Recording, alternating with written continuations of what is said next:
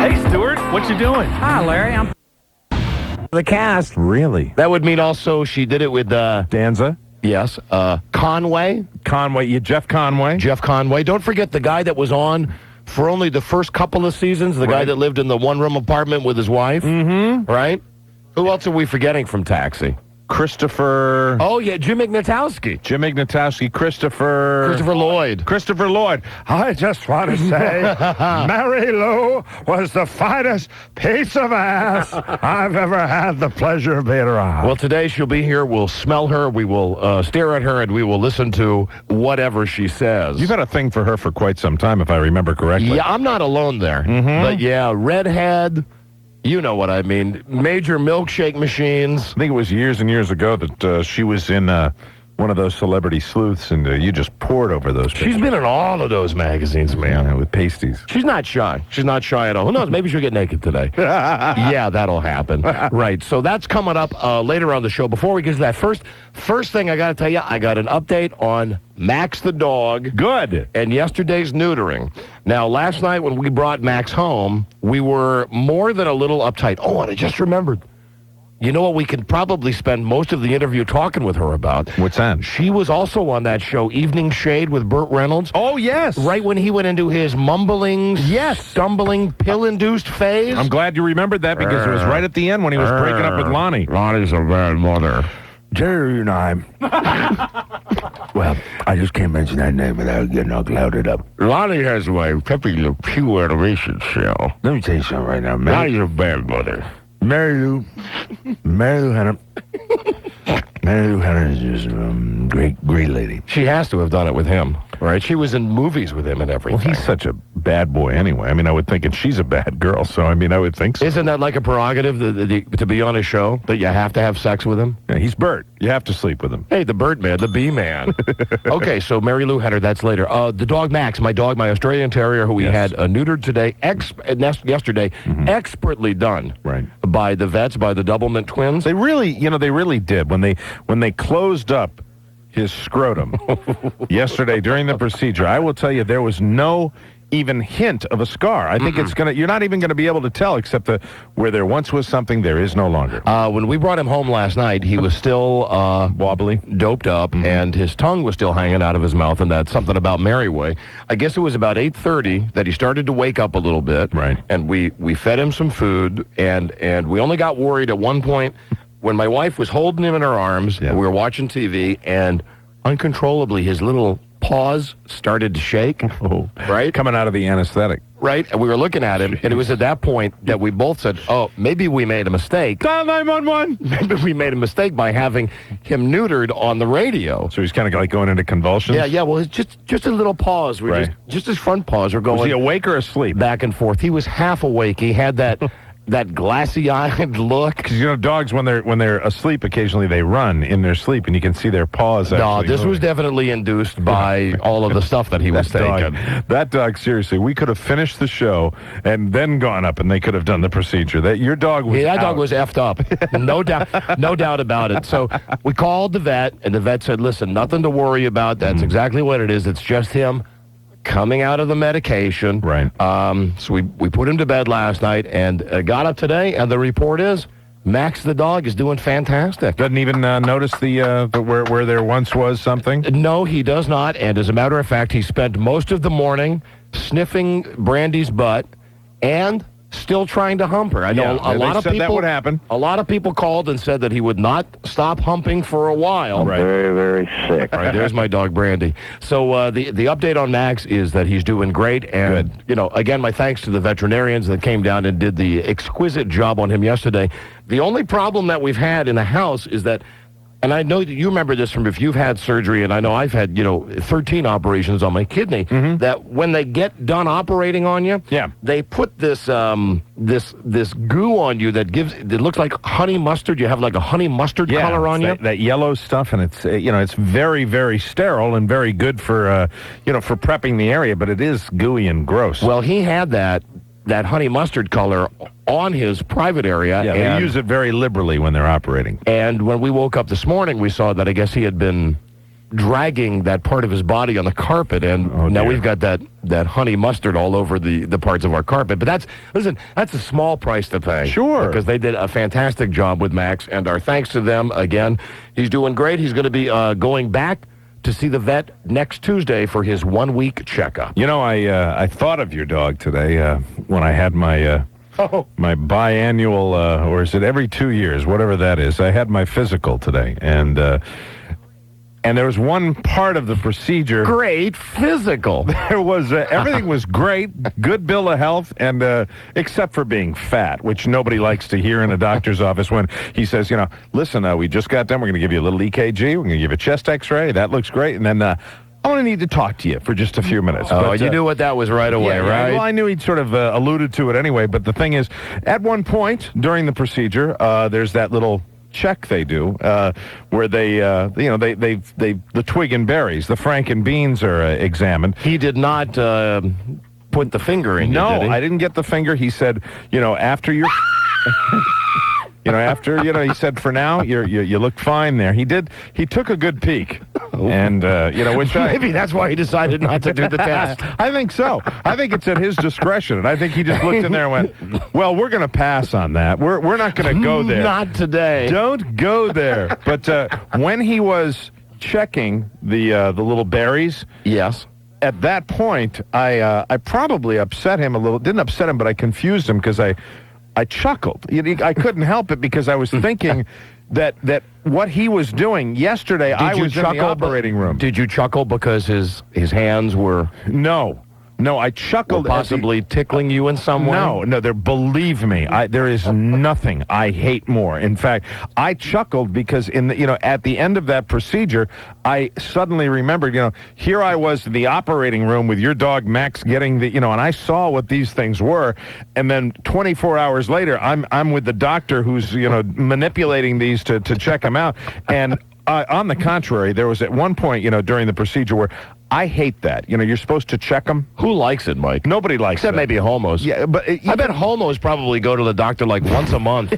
Right? Say, please, give me the test for colon cancer. Oh, man.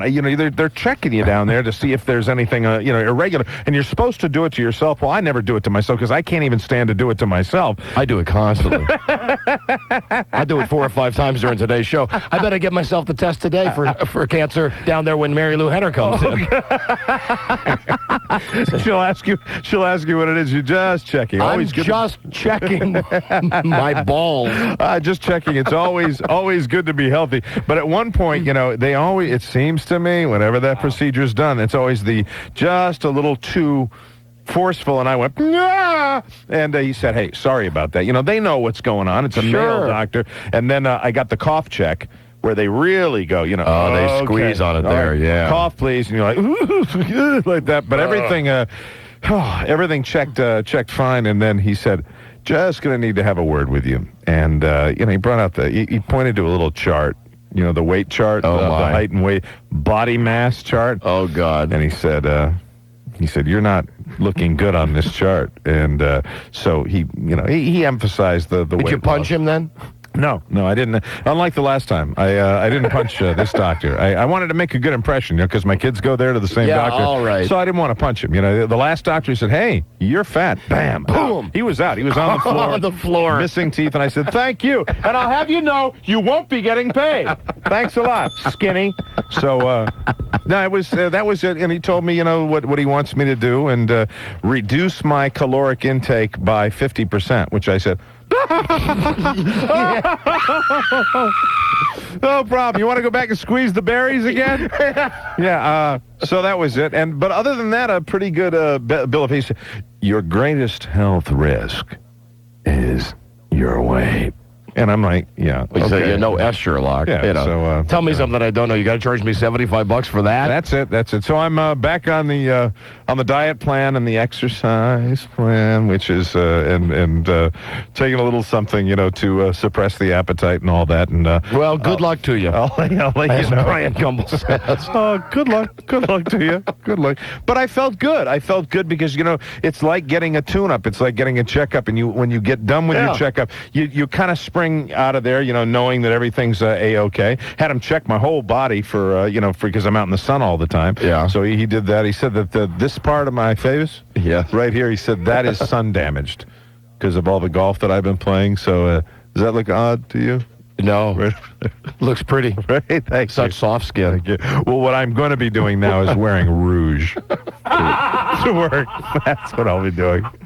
Just because he said, that's a damaged area. But what about your chapped ass? Chapped ass he looked at, and he said, yeah, it does look a little irritated down there. Oh, my God. Looks a little irritated. And I was waiting because, that's one of the How'd things. you like to be that doctor? Well, I got to tell him the truth. You're there to get, get things checked out. And Yeah. I said, doctor, I tried to say it in as genteel a way as I could, but there was no, in my... No polite way to say you got chapped ass, right? No medical term that I could find that was better. And I said, the caddies call it chapped ass. The golf caddies, they call it chapped ass. And he went, chapped ass. I said, oh, God. Here What, you had to explain it to him? No, he understood. He's great that way where he's like, and he, everything. You get doctors that you're really uncomfortable with, and then you get doctors where you can just say anything to. I've still never met the doctor that I'm comfortable with. I'm uncomfortable with all of them. He was cool. I liked him. Because he had just enough of the coolness level and just enough of the I'm a serious doctor thing, and it was a nice little balance. How old is he? He's probably a little older than I am. Probably. So that worked I out like well. my doctors good and old, bordering on feeble. I like my pilots older. I don't care. The Not me. Doctors I like to be close in age to me. Give me a young pilot. I would like a young, vibrant pilot. Really? Like the dudes that fly Air Force One. I want someone on top of their game.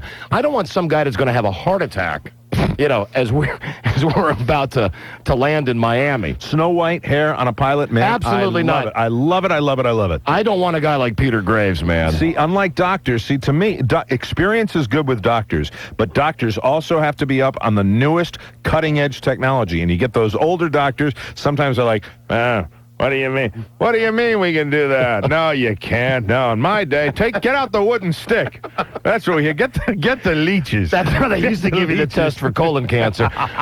Nurse, go outside to the tree and break me off a branch. Get the antiseptic stick. You're fine. No problem at all. No. But he was cool, and I'm healthy. Good for you. Yes. Glad to hear it. And I have to have that procedure, the colonoscopy. Oh, that's what all guys hate hearing. But he said because of... Oh, my gosh. It's almost worth getting cancer to not have to have that test. He said, as long as I do it before the year 2000. Well, I'll see you on January 31st, 1999. You got it. That's it. Right before that, that computer virus hits. That's me. I'll be in there again. I'll probably be in the middle of the procedure when that hits. And the machine goes all haywire. Starts coming out my right nostril. You won't be there with your New Year's hat on as they're doing the countdown, as Dick Clark is about to let the big ball drop. I'm really sorry to get you in on this holiday, doctor, but I waited till the last second. Oh, nothing worse than that. I hate going to the doctor, too. Yeah. What a pain in the ass. No pun intended. Didn't get the finger, though. He checked it out. I think I heard him gasp a little bit. He just went, he checked things out. He said, okay, we don't need to look at that anymore. And he didn't do anything. Maybe he's about to have lunch or something. No, it was early. It was first thing in the morning. So he just had breakfast. That's why. Well, maybe that's why, too. That's why I wouldn't want to be a doctor. Mm-hmm. I wouldn't mind being a doctor if you just saw just women. Like being a gynecologist? Yeah, but you wouldn't want... Yeah, but still. Dream job, gynecologist. No, see, however, you'd have to have like other doctors in your partnership so that when the women came into the waiting room, they'd come in and you go, okay, you got her. You ran the practice? Right. You ran the practice. You said, okay. You take her, I'm a little busy. and her, and I'll take her and her. That's exactly how you do that. Right? That's perfect. Oh. Yeah, I'll take her. Hello, Dynamite Show. Good afternoon, gentlemen. Hold on, let me activate the telephones. Hello, you're on the air. Good afternoon. Hey, Baldy. I kind of have a story related to you about my physical that I had about 2 years ago. I was trying to lose some weight, so I said, well, what the heck, go get a physical. First off, I have a female doctor. Oh, man, I'd have a tough time. There's no way I could do that. I'd have a tough time with that. Absolutely no way. And as a matter of fact, when I had my last colonoscopy, and I still have the night terrors about that. Was it a female doctor that did it? It was a lady. Oh, God. It was a lady, and it was the worst experience ever. I mean, I don't mind some old guy taking a look back there. Well, no, when she went to... And this doctor was hot, too. She was cute. Well, kind of the same thing that I've got. My doctor, she was cute. I mean, she wasn't, Vanessa All right, Williams. wait a minute. I got to stop you right there because I want to get this out of the way. I have to tell this story. Yeah? I had one, there was about 5 years ago, where one of the berries I thought was slightly larger than the other berry. And so I had to have a sonogram down there where they actually do the sonogram thing on top of the berries. Yeah. 2 women. Two women in the procedure. Major shrinkage, right? Oh my God! He went back into his little cave, right? It did. Yeah. It's, I became I didn't Renee have Richards. shrinkage. You didn't have shrinkage? No, I had the opposite. Really? I was... You got aroused? I was 10 hut, and then before she came in, she told me to drop trowel. Was she attractive?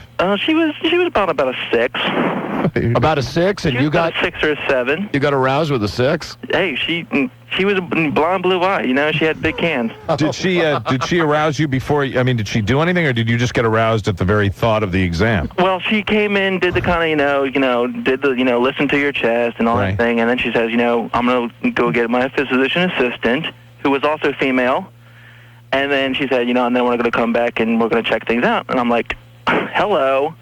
So immediately when she said that, you became You were aroused? sitting there and Yeah. it was boing, boing, boing? Oh, definitely. You're like my dog Max. Oh God! Forget about it. So what happened when she came back in and you were in that condition? Well, basically she was like, she worked around it, so to speak. Did she mention anything about it? I mean, nothing was mentioned. Were you semi-aroused? Were you totally aroused? No, I'm like when you wake up in the morning. Oh my God! And she didn't say anything? Oh, no, she just, Was there a laugh or a snicker or anything? You knew she said There something. was a smirk on the physician assistant. As soon as you left, she said something. Well, they probably said something when they went back out, and I had to, pull my pants back up. So you were the idea of 2 women actually working on you down there just got you into a state of arousal. Oh, I was running through all the penthouse letters I was reading. I've read and passed. I'm saying, oh dear God, please let it happen. Was there a part of you? See, that's what it was. You thought that they were going to come in and see you and go, listen, we'd love to give you the examination, but first, let's make love.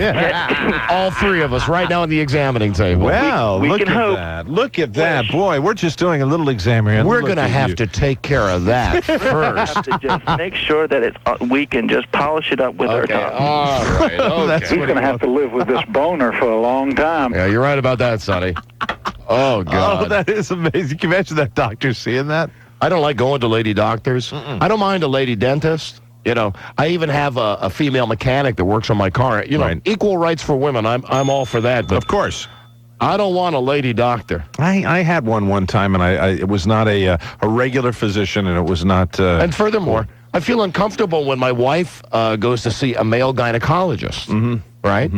I say to her, why are you going to see that guy? And she says, well, because he's my regular gynecologist. I said, yeah, well, honey, he gets to look at you, gets to look at you there. And I'm sure my wife is like your wife. On the days that she's going to go to the GYN, Yes. she makes sure that she looks real good. Oh, of course. I go, why are you in the bathtub all day? Well, I've got to go see the GYN. I want to look my best. She got her big thing of perfume on. Do you take extra care and time when you're going for a physical to get yourself in proper? I know I did. I know there's a particular area of my body that I worked very hard on today. Yes, but it's much like the dentist. You know what I mean? It's like Right. A lot of times I go like all day. I brush my teeth once, but then on the day before I go to the dentist, I brush my teeth like a million times because I think it's going to catch up. Same thing when I go to the doctor. Yeah. Same exact same thing.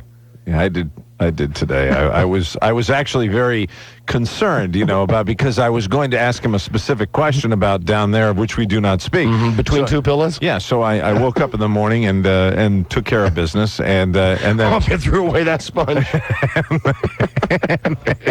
and showered very, very thoroughly, and then was actually dreading the exam because And you know what? I've had that thought also. Then I thought, no matter how clean you are back there, the fact that you're worried about it, the fact that you got to sit in your hot car and drive all the way there, and you got to sit in the waiting room, and you he got had to a wait. vinyl seat and the air conditioning wasn't turned on, so I was sweating.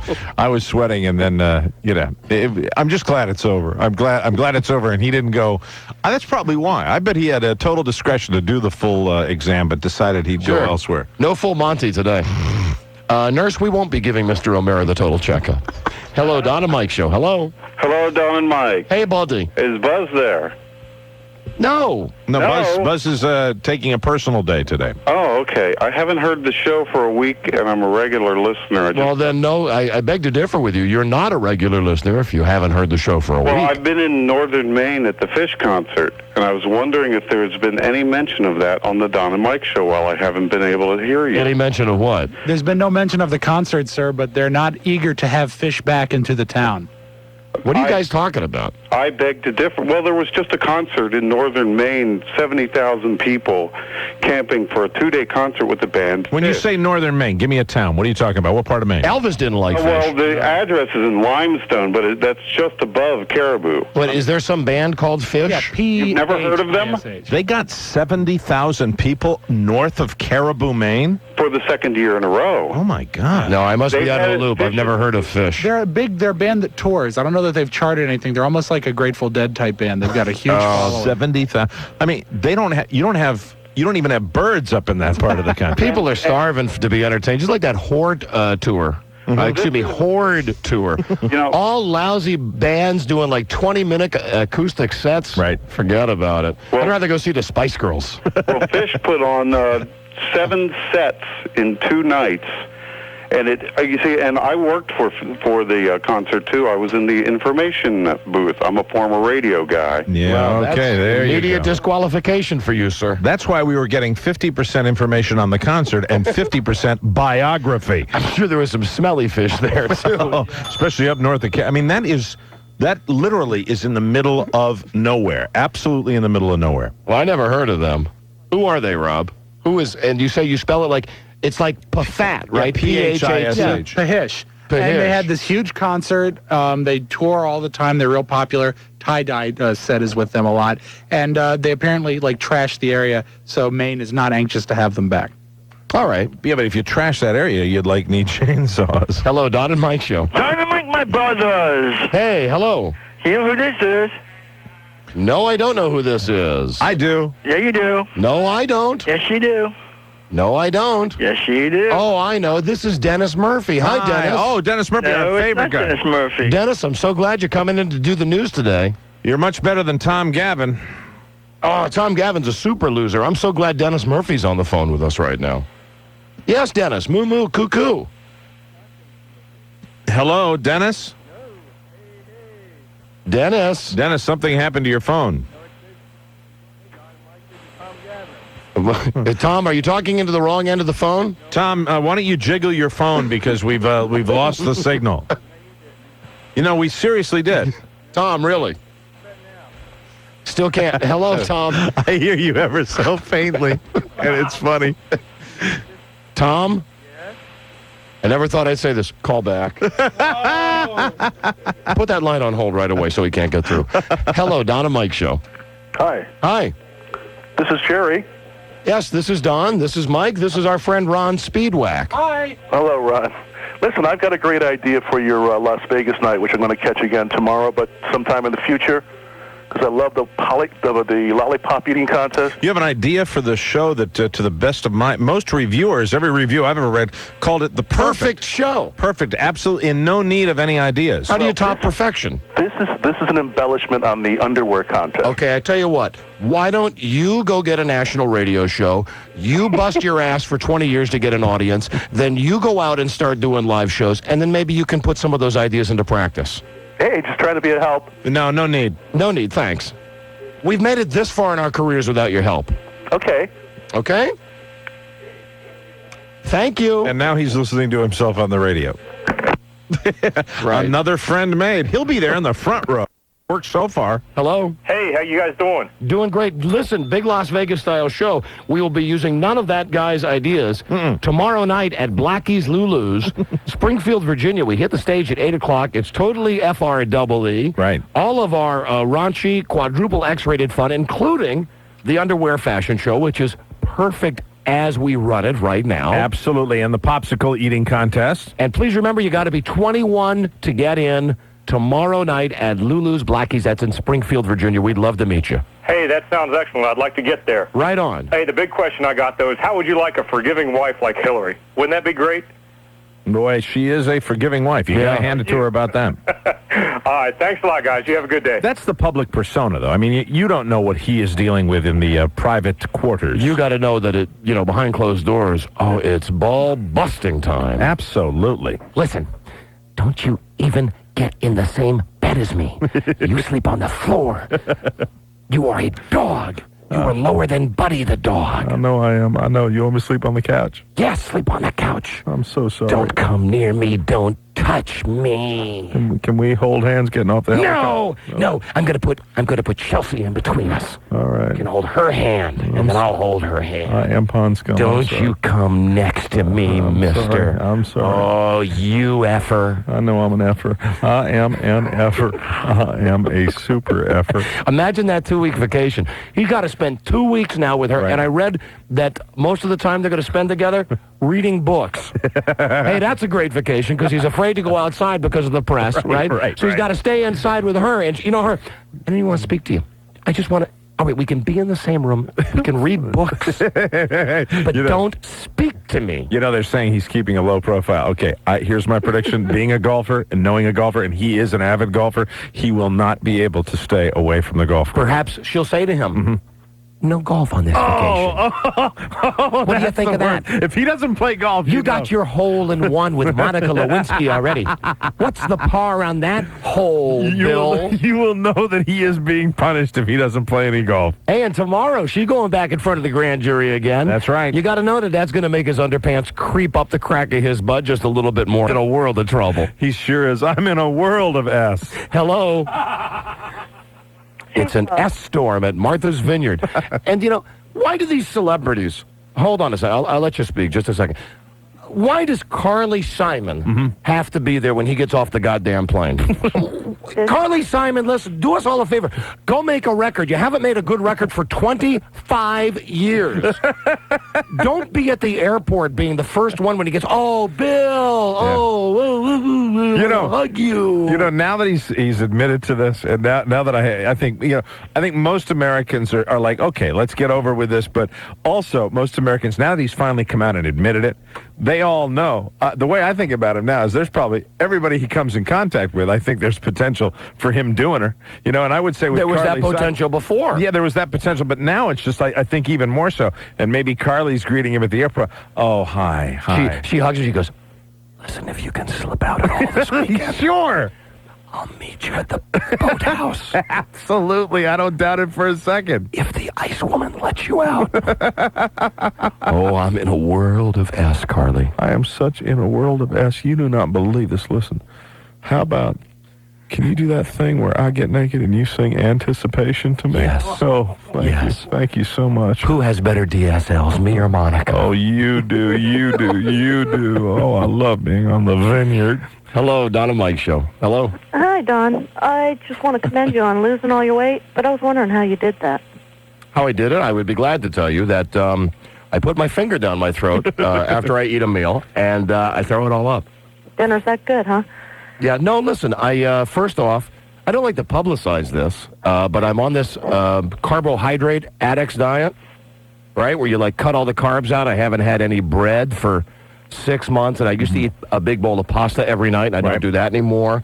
And I have all the boring food now. I have a salad for lunch every day, and I have, all the crap that Tommy Lasorda talks about. Yep. Right. A sensible dinner. Right. And, I run 2 miles every day, and, I'm currently down 38 pounds from where I was way back in February. And what started it all is when I gave up bad food for Lent. And then you just continued after that. Yeah, I kept it going. I mentioned that to my doctor today. I said my partner's actually lost a lot of weight, and he went, And you found it. Yeah, and I found it. That's right. Yeah. But of course, because I'm such a yo-yo dieter like Oprah, Right. that's why you don't hear me screaming about it every day, because I keep thinking that one day I'm going to wake up and it's just all going to be back there. But thank you for asking it. And the carbohydrate addicts diet, that's the one that I'm on that works for me. And you like it. You like it, huh? No, I hate it. I mean, but you like the results. Yeah, I like the results, but I hate it. You have to train yourself not to eat all the food that you like. Right. I That's eat tough. everything. I haven't had anything good to eat for 6 months. No carbos, huh? No carbs. Oh, man. To eat for 6 months. Poor guy.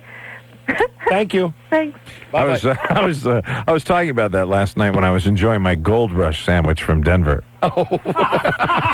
Elvis. The entire loaf of bread, hollowed out and filled with peanut butter and jelly. And bacon. And burnt bacon. Burnt bacon. And a pound of burnt bacon. Yeah, it was good. It was a light supper. Hello, Don and Mike Show. I don't think Bill Clinton's going to be getting anything to eat for about 6 months either. Although I don't think that I don't think that that's something that he tried to do on a regular basis anyway. Well, he lost a lot of weight, and he's gone, he's yo-yo during the presidency. I'm not talking about eating food. I'm talking I'm talking about something else. Eating fish. He was, it's a situation where he might now, because he's got to be such a good boy, he's got to direct all his energies towards food, because no more sex. I saw a report on him one time that he has kind of the personality, they called it a gluttonous personality, where, if he's going to play golf, he's going to play 36 holes of golf. If he's going to eat, he's going to stuff himself. If he's going to have sex, he has to have sex with every woman that comes into the Oval Office. That's it. Right? That's it. Hello, Don and Mike Show. Who's that guy that laughs in the background? That's Ron Spiewak. Spiewak that goes, ha, ha, ha, ha. Yeah, right. Yeah? All right. Why? Huh? Why? Sounds like an idiot. He sounds like an idiot? Is he the one that they're always cutting on? He sounds like an idiot. Well, no, actually, right now we're cutting on you. You sound like an idiot. You sound like a big idiot. Mm-hmm. Well, you're the only idiot working for a radio station. Hey, good put down. Oh. All right. Consider us burned. Game, set, match. Hello. Hello, is this me? Yes. Hey, Rob. Hey. How you doing? I'm an idiot. You sound like an idiot. Hello, Don and Mike Show. Yes, hello there. Hello? Yes, hello. Is this me? Yes, we're ready to believe you, sir. Man, you just picked right up. I got a list of funny doctor names because I work for a medical supply company. I wanted to fax them down to you and see if you want to call them. I bet we've already heard most of them, like Harry C. Beaver, the gynecologist. Well, this is in the spirit of Harry Beaver. So I got like Richard Dicker. I got Edward Finger. I got Dr. John Nipple. We used to have a whole list of names like that every once in a while it would be our emergency gag file that we would call if nothing was going on the show. I wonder if Dr. John Nipple is any relation to the disc jockey Al Nipple. Al Nipple and Victor Anus. I was thinking of that. Plus Frank C. Bone. All right, what else? That's a good one, too. It's funny if they are doctors, because, just having doctors' names, it just makes it a little funnier. Give me a couple more. I wanted to put them together and make a practice out of it, like Dr. Dicker, Finger, Butt, Nipple, Hole, and Bone. Thank you, sir. Hello, Don and Mike Show. Yes, sir. I'd like to talk to him about a colonoscopy. Yeah, well, you're on the air, sir. Oh, I had a colonoscopy about a year ago. Isn't that the worst? Isn't that really? That's the worst thing that could ever happen to a guy in a whole guy's life. I was so sedated when I got mine. They gave me so much to get me ready that I don't remember being all that freaked out by it. See, I must have gone to the bad doctors because not only did they not give me anything. They didn't give you anything? No, they also gave me an enema before, and I had never had an enema before. See, I had to drink this stuff the night before, and then, it's supposed to take effect 2.5 hours later. Yeah. And I remember at the 2 hour and 30-minute mark, I said, well, I'll tell you, this stuff is... Whoa! And I ran. It's Dumb and Dumber time, right? Oh, God, a dead run. And then the next day they gave me some kind of sedation before they, just... Nothing worse. I watched mine on a little TV monitor. Did they let you do that? Yes. I don't even remember. I was just leaning over going, please make the bad man stop. Oh, man. So they didn't give you anything, huh? No. No, they didn't. I got this great saline solution to drink, which was a marvel in itself. And as a matter of fact, listen, I swear to God, this is the absolute truth. You want to know the bedside manner the doctor had? Mm-hmm. He was starting to slip it into me, and he said to me, here's an exact quote. He said, take that on tape out of context. He said, it's obvious that you're not gay, right? Right. Because... He said that to you? Yeah. That would freak me out. Because I guess I was, a little tight. A little tight down there, like trying to squeeze and prevent anyone from violating Yeah, remember, that's an exit, not an entrance as far as I'm concerned. Oh, my God. All right, what about you, sir? As they gave me the sedative, and I had nursing students come in as the sedative was taking effect and ask if they could watch. Oh, all right, God. listen. You win the prize. Totally. That's the worst. Did you accept? Well, of course I did. I was drugged up. Yeah, that's it. They probably strategically waited till you were under the influence of the medication before they sent them in there. Oh my God, They arrived in the doorway about a minute before the procedure started. Oh, that is the worst. You get the prize, sir. Nursing students. Hello, Don and Mike Show. Hi. Hi. I have some bad news for you guys about Vanessa Williams. There can be no bad news about Vanessa Williams. But there can be. I've seen her close up, and she has horrible skin. Okay, listen to me right now. Meow. You hear me? Meow. I know, but you guys have probably only seen her in videos and in pictures, and she always looks great. I've seen her without makeup. Excuse me. Meow. I must tell you that I had close to a 20-minute conversation with Vanessa Williams years ago before she became a big star, and I did not notice that she had terrible skin. And listen, I would suck the pus out of her pimples. All right? I would eat her blackheads, and I would suck the pus out of her pimples. There was nothing you can say that can change our opinion of Vanessa Williams, who rates a 9.1. She's a robo-hottie. All right, I have to disagree, but... Okay, meow. Thank you. And I think you can see, all the makeup in the world if somebody's really got bad skin. She might have some pockmarks. She's no Tommy Lee Jones. No way. He has the winner. In the latest movie, this Samba, I think, is the movie that she's going to be in. I saw the ad for it. You saw the trailer. Oh, ooh la la. I mean, unbelievable close-ups of her. She got her groove back. To quote the young kids. Samba. Hello, Don and Mike Show. Hello. Right. Well, that's not even our show in the background. We don't even want to hear that. Hello, Don and Mike. Hey, pal, it's Dave Letterman. Hey, pal. Oh, this is the guy with the David Letterman tapes. Yeah. Yeah. I've got an important bulletin for you. Yes. I'm quitting my TV show. Really? This is a good David Letterman impression. This really is. Yes. Really? Why are you quitting, Dave? I'm going to be the new lead singer for Van Halen. That sounds exactly like Letterman. You're really going out on tour, huh? Yeah. Hey, Dave, how come your show sucks so much? Yeah. How come you're being killed by Jay Leno in the ratings?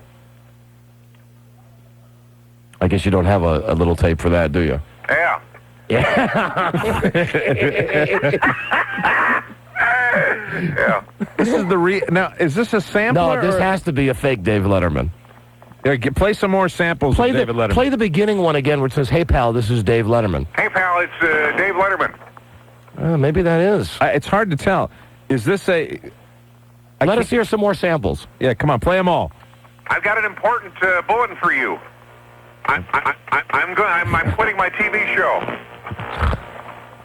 I'm going to be the new lead singer for Van Halen. Yeah, if you have a keyboard to sampler, you can almost make David Letterman's stutter, right? So here I was thinking it was actually a David Letterman impression when it's the real Dave Letterman. No, it's a guy on the. It's a guy who either has a tape of Letterman or like one of those wacky DJ services. Yeah. Where they get a guy like you who's good with voices. Is there any more that we can hear?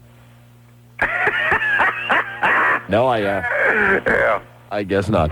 Charlie was running the sampler there. Hello, Don and Mike Show. Yeah, can I speak to Don and Mike? Yes, you're on the air. Hello. Hello, yeah. You guys are a bunch of dicks for busting that guy's balls about calling Robbie an idiot.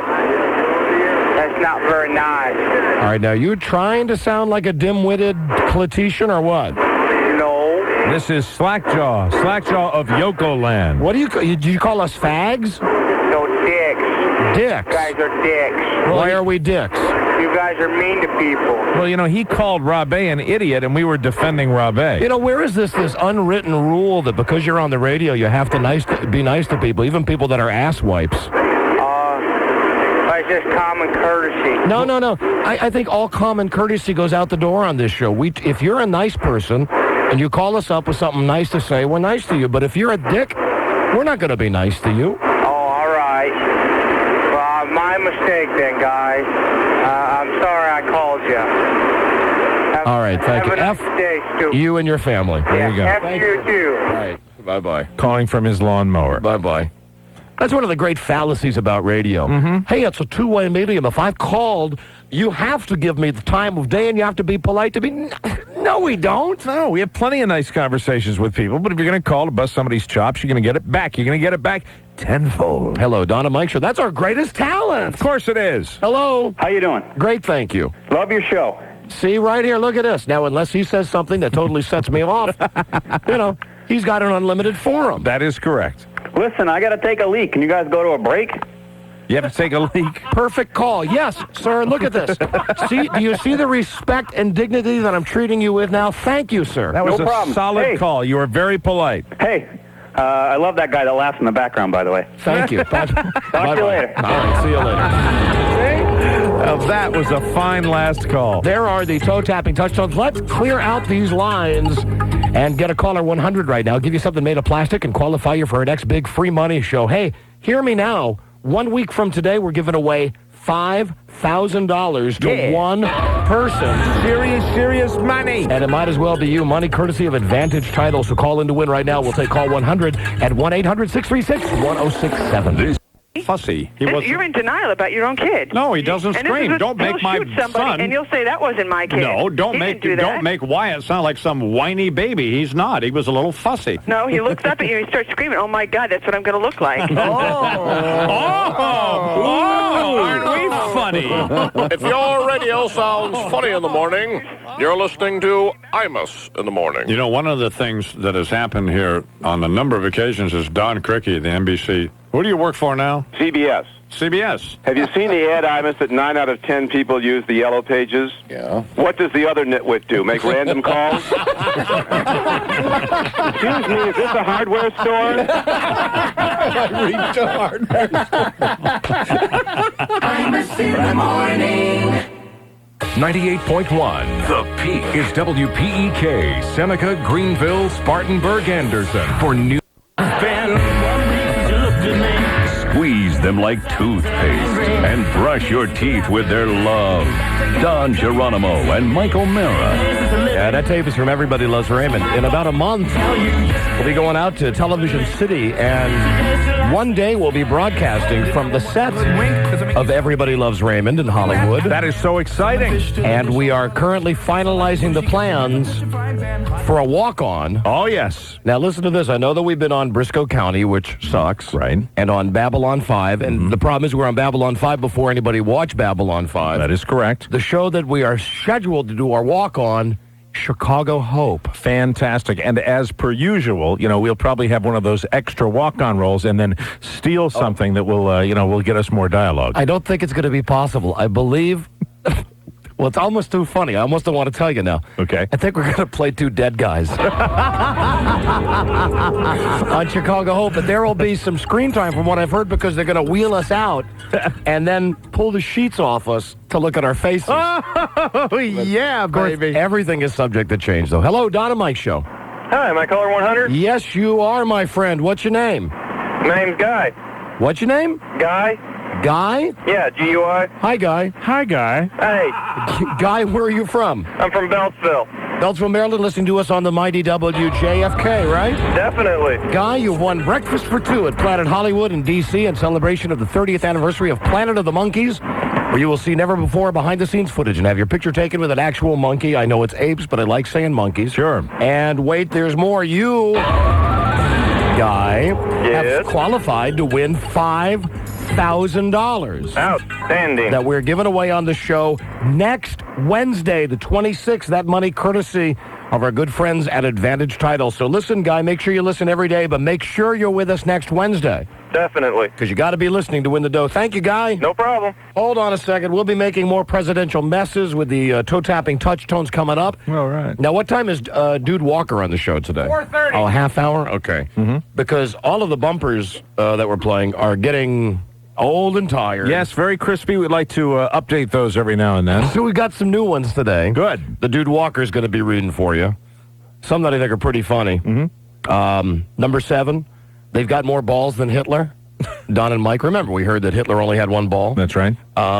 Here's another one. This would be a tribute to my wife, Freda. Mm-hmm. Try listening with your feet on the windshield. The Don and Mike Show. Let's see. Of course, it's better than a nice jar of gentleman's relish. Mm-hmm. The Don and Mike Show. Here's one. Have you seen their baseball? The Don and Mike Show. Yeah, maybe we get Dude to do it just like Warren did it. They went and filled his pills with sugar. Don Geronimo and Mike O'Mara. It's the home of the King of Game. Yeah. The Don and Mike Show. Now, here's a good one. F you, F-ball. Don and Mike. Oh, I can't wait to hear Dude say that. And this one, just as timely as today's headlines. Listen to me now. I did not have sex with Don Geronimo and Mike O'Mara. Good night, and thanks for watching. Oh, I love it. That's great. So we will have Dude Walker on in just a couple of seconds. Rob, who's on hold there? I don't know. You don't know? Perhaps it's a personal call for Charlie Broyhill. Hello? Hello, Don? Yes, I am. Don, this is Jeremy Kirsch.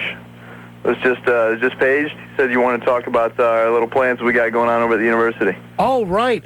Beautiful. Hold on a second. I'll bring you right in. Hold on. Now I know who this guy is. Okay.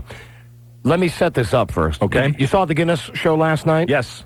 Great show where they had the guy put the thing in his nose. The nail and the drill. He nailed a piece of wood to his face, Yes. and then he took a power drill Right. and shoved it in his nostril. Yeah. I think it's 1/8 of an inch from his brain stem. And did you see where they showed the X-ray? Oh, and it really was close to his brain I stem. mean, oh my God! And he said that the doctors are warning him because every time that he shoves the drill or a nail in his nose, he makes the hole bigger and bigger, and which gets the drill further and further in. And at one point, he's going to come back going, have you seen my baseball? So it was a great show last night, the Guinness show. Yes. And as you know, we're planning on sending Lutard out to Las Vegas to ride the world's tallest roller coaster to set another world record for the Guinness Book of World Records. Yeah, we love that show, and we're into world records. So we've been talking about that, and this guy called us last week. Now, I know that there are some really lame records in the Guinness Book of World Records. Sure, but they're that's what it's for. But this guy, perhaps, okay, now you're with us. What's your first name? My name's Jeremy. This guy, perhaps, is going to attempt to set the lamest world's record of all, and we would like to help in any way that we possibly can.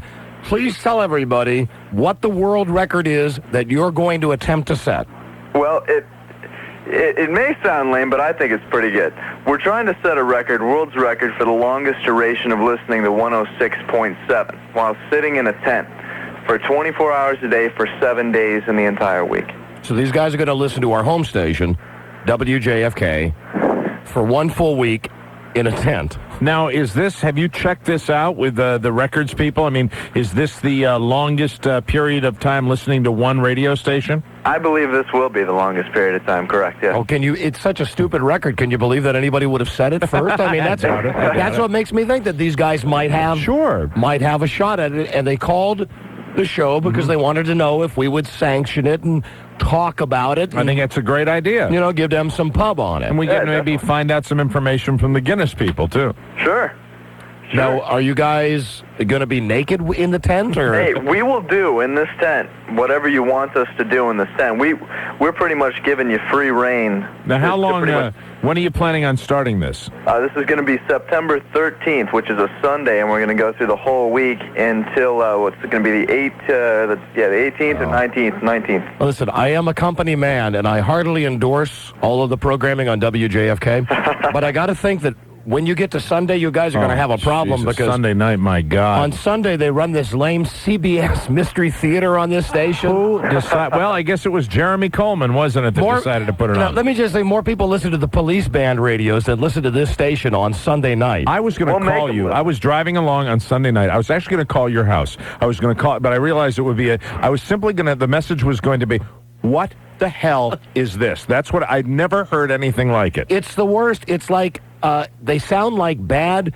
1940s style radio play. They sound like modern day, people trying to do what they did back in the 40s. The people in the 40s at least did it the right way. Oh, it's the worst. Because listen, the station that we're on here, WJFK, they got a pretty solid lineup, right? They got Stern, and then the G-Man, and then us, right? And then the Sports Junkies. That's a pretty solid lineup, Monday through Friday. But then when the weekend comes, do you realize that during the week, WJFK is like the 5th rated radio station in Washington, D.C.? Right. And on the weekends, the station is like 32nd in the ratings. It's like nobody listens to the station on the weekends. They're trying so many different formulas. Yeah. They came up on the short end of the stick. Sure did, Sam. God, I think they should, they could be better with just putting oddities on. Just finding oddities off of the street and putting them on the radio. So, listen, of course I'm a company man. I'm happy that you're going to be listening to WJFK, but, maybe you should listen to Oldies 100 or something for a week, because even though they play the same 100 records over and over again, at least, they're records that you know. Yeah, because Sunday night you're going to have a tough time.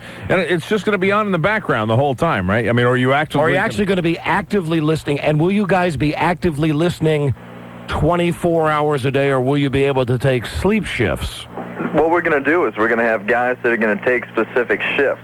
So there will be guys that will be up in this tent 24 hours of any given time of the day. So we will be listening, yeah. Now, I asked you a question which you didn't answer before. Have you talked to anybody at the record books, or anybody that sanctions this type of thing to find out if anything similar has ever been done? No, but we have looked in the books, and we started this idea when we saw that the Guinness TV show was going to be on the air, and we said, hey, we can definitely do this record, so that's why we're trying to do it. So first of all, let me say good luck calling the Guinness people to try to find something out, because we tried it last week and it was a super cluster F. Yeah, and it seems to me that if you're trying to get on the TV show, they probably would prefer having a guy that puts a spider in his mouth. Hey, that was a good one. I bet you we have a guy that would probably do that. To make it a real record, you guys would probably have to do something besides listening to the radio. Because it's really, radio is something where you can go about your regular activities and just have it on in the background. You know what I mean? Like you guys have to be naked, standing on your heads, or not go to the bathroom for a week while listening to the radio, or having sex while listening to the radio. It could definitely be done. See, something that's really, an odd thing that you'd be doing, as opposed to just something like turning the radio on. Although at this point right now, Jeremy Coleman is probably wet just thinking about the fact that someone might actually be listening to the station 7 days a week. You guys would be world record holders in that regard. Hey, we do it. We do it. That's why I was calling you guys. You could give us some great ideas, and we would do it. We have the guys that would do it. Well, that's our idea, is that you should probably, first off, be naked. Second off, maybe try to involve sex. Yes. And most likely, beyond that, I don't know, sir. You're on your own. But when you guys figure it out, when you do want to start it, call us, and I promise we'll give you some free pub. Tremendous. You guys got our full support, and we thank you guys for having me on the air and letting me talk about this. All right. Thank you, my friend. You're welcome. Bye-bye. Bye. Yeah, I told Charlie I thought that was a lame world record, but, what the heck? Yeah, they're doing something constructive with their time. They seem like nice guys. Yes, nice Besides, boys. the station desperately needs anybody listening on the weekend. Well, welcome back to Mystery Theater. The one time I worked at a station that they were so positive nobody listened to on the weekend. Right. That I swear to God we did this. We opened up the microphone on a Sunday afternoon and we said, caller 100 right now wins a Cadillac. Yeah. And nobody called in. There you go. Right? It was like super tempting fate. It's bad when. Hello. Hey, guys. I've been there. I was Nick Sticker. Hello, Don and Mike show. I got something that those guys could stay in the tent with. Yes. Dennis Murphy. That would certainly test their patience, sir. Yes, it would. You guys are great. Or even better, Lewis. Put Lewis in the tent with them. I was thinking, I don't know how sick this is, but this is the way my mind's working today. The longest sustained urination, where, you had to keep the stream going unbroken, nonstop, and just get the boys coming, one right after the other Haven't you ever really had to pee and wondered about it when you stood there and you're going... Sometimes I know I've honestly looked at my watch and thought, will this ever stop? This has to be a world record, right? Like where you think you could just keep filling up bottle after bottle after bottle. Can you imagine that? I bet that's not in the record book. And you have just a line, and you could use as many guys as was necessary to continually keep urinating. I mean, you could really use like 1,000 guys, and it would just that you would never ever be and just see how long you would go without stopping. Could make a great porno film out of that too. Hello. Hello. Yeah, Don and Mike here. Yeah, I had a story for you guys. I'm kind of wary about stories, sir. They generally slow down our show. What is it a story about? It's about something that happened to me at Walmart yesterday. You'll love the story. Is the radio turned up in the background by any chance? Yes. Radio. Yes, I got the radio on in the background, yeah. Please tell me more about your story. Well, see, I was at Walmart yesterday, and... And now, deep thoughts. No, this you'll love this. this lady was like staring at me, just following me around the store. So me and my friend, we lost her. Went and got this CD, went to the shortest line in the front. She's in front of me, staring at me again. So I'm being a dickhead. I was like, ma'am, why the hell are you staring at me? And she just kind of looked down and she's like, Really, this is a great story. Please continue. And thanks so much for turning the radio down. Turn it down. She's like, No. Excuse me. Please turn your radio down. I did. All right. God. Like, you look just like my son that just died a month ago. So I felt like... All right, great story. Listen, this is exactly why I hate storytellers on this show. Unbelievable. Hello, Don and Mike show. Yeah, Don and Mike?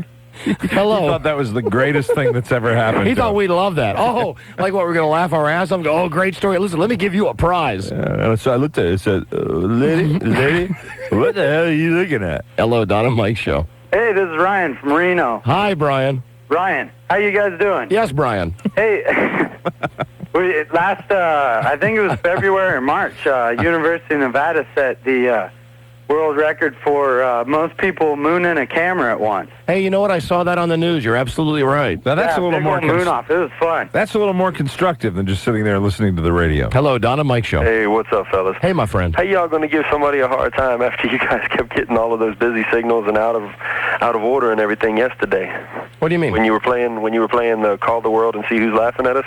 Right. You guys kept getting all the busy signals, man. You talking about it takes up too much time, man. Y'all wasted like almost an hour. Listen, who are you to criticize? I'm a faithful listener. I'm the one that keeps Well, y'all F you. bruh. You're not faithful. You're calling like this with this crap, you're not faithful. No, man, I'm faithful. Listen, I tell you this every day, but I mean, you can't dog your listeners, man. Oh, yes, we can. We can dog anybody we want, sir. Well, I can dog back. It's easy. No, you can't. Go ahead, dog me. Go ahead. Well, we just did, man. No. I got both of y'all yelling now. Oh, wait, it takes so much to get us yelling at somebody. Well, I'm just saying. I mean, All right, no, come on. Listen, I'm ready for your attack. Go ahead, dog. You know what's a better idea, really? When you're talking about the calls that we were making yesterday, on a 4-hour live radio program, which we do live, when Don is making those calls live, when we are calling businesses, we don't pre-call them, we don't know what's going to happen, so it's live. So you know what? If you think you can do a better job, perhaps we should give you a little of your own live radio show right now, so you can show how you can do a better job. Go ahead, you're on the air. I'm on the air. Well, let me tell you. I appreciate Don and Mike putting me on the air like this, and I just want to let everybody out there know that they are all right, except that when sometimes they let things get a little bit too out of control, and they go on and on and on for hours like they did yesterday. When they're calling wrong numbers and they can't seem to get a line out, they should have taken the hint and maybe gone on to something else, because most of their show is pretty good most of the time. But I appreciate them giving me this forum to hold my court on their radio show. Thank you. Well, that was very good. You filled 20 seconds. That was 20 seconds. We've still got 3.5 hours left in the show. Go ahead. Oh, you're going to give me the whole show? Okay. So easy. Go ahead. Well, by all means, how about everybody just call in and talk to me, and then I can sit here and I can tell these people what you guys would wind up telling these people anyway. Oh, that's now you've worked out to about 40 seconds. That was about 40 seconds. That's okay, because what will happen is then all I'll do is I'll just pick up most of Howard Stern's bits like y'all do in the afternoons and use them on the radio, too. Now you got about 50 seconds. You've gone to about 50 seconds now. And there's the phony laugh of confidence. He's starting to break up a little bit. Come on. You want me to keep going? Sure. Oh, well, I could fill up the afternoon. Well, please, stop saying it and do it. Go ahead. Come on. Sure. Okay, well, the thing is, how am I going to take phone calls, though? So can you guys patch me through to the phone calls that come in for me? We, to the best of my knowledge, did pretty close to 40 minutes at the beginning of the show without phone calls. Here's a call for you, though. Hello. Thank you very much. How are you doing this afternoon? Hey, what's happening, man? Hey, I'd like to get the opinion if they think Tiger Woods is gay. I don't think he's gay, man. Isn't he hanging out with that little model girl that he's been running around with on the tour there?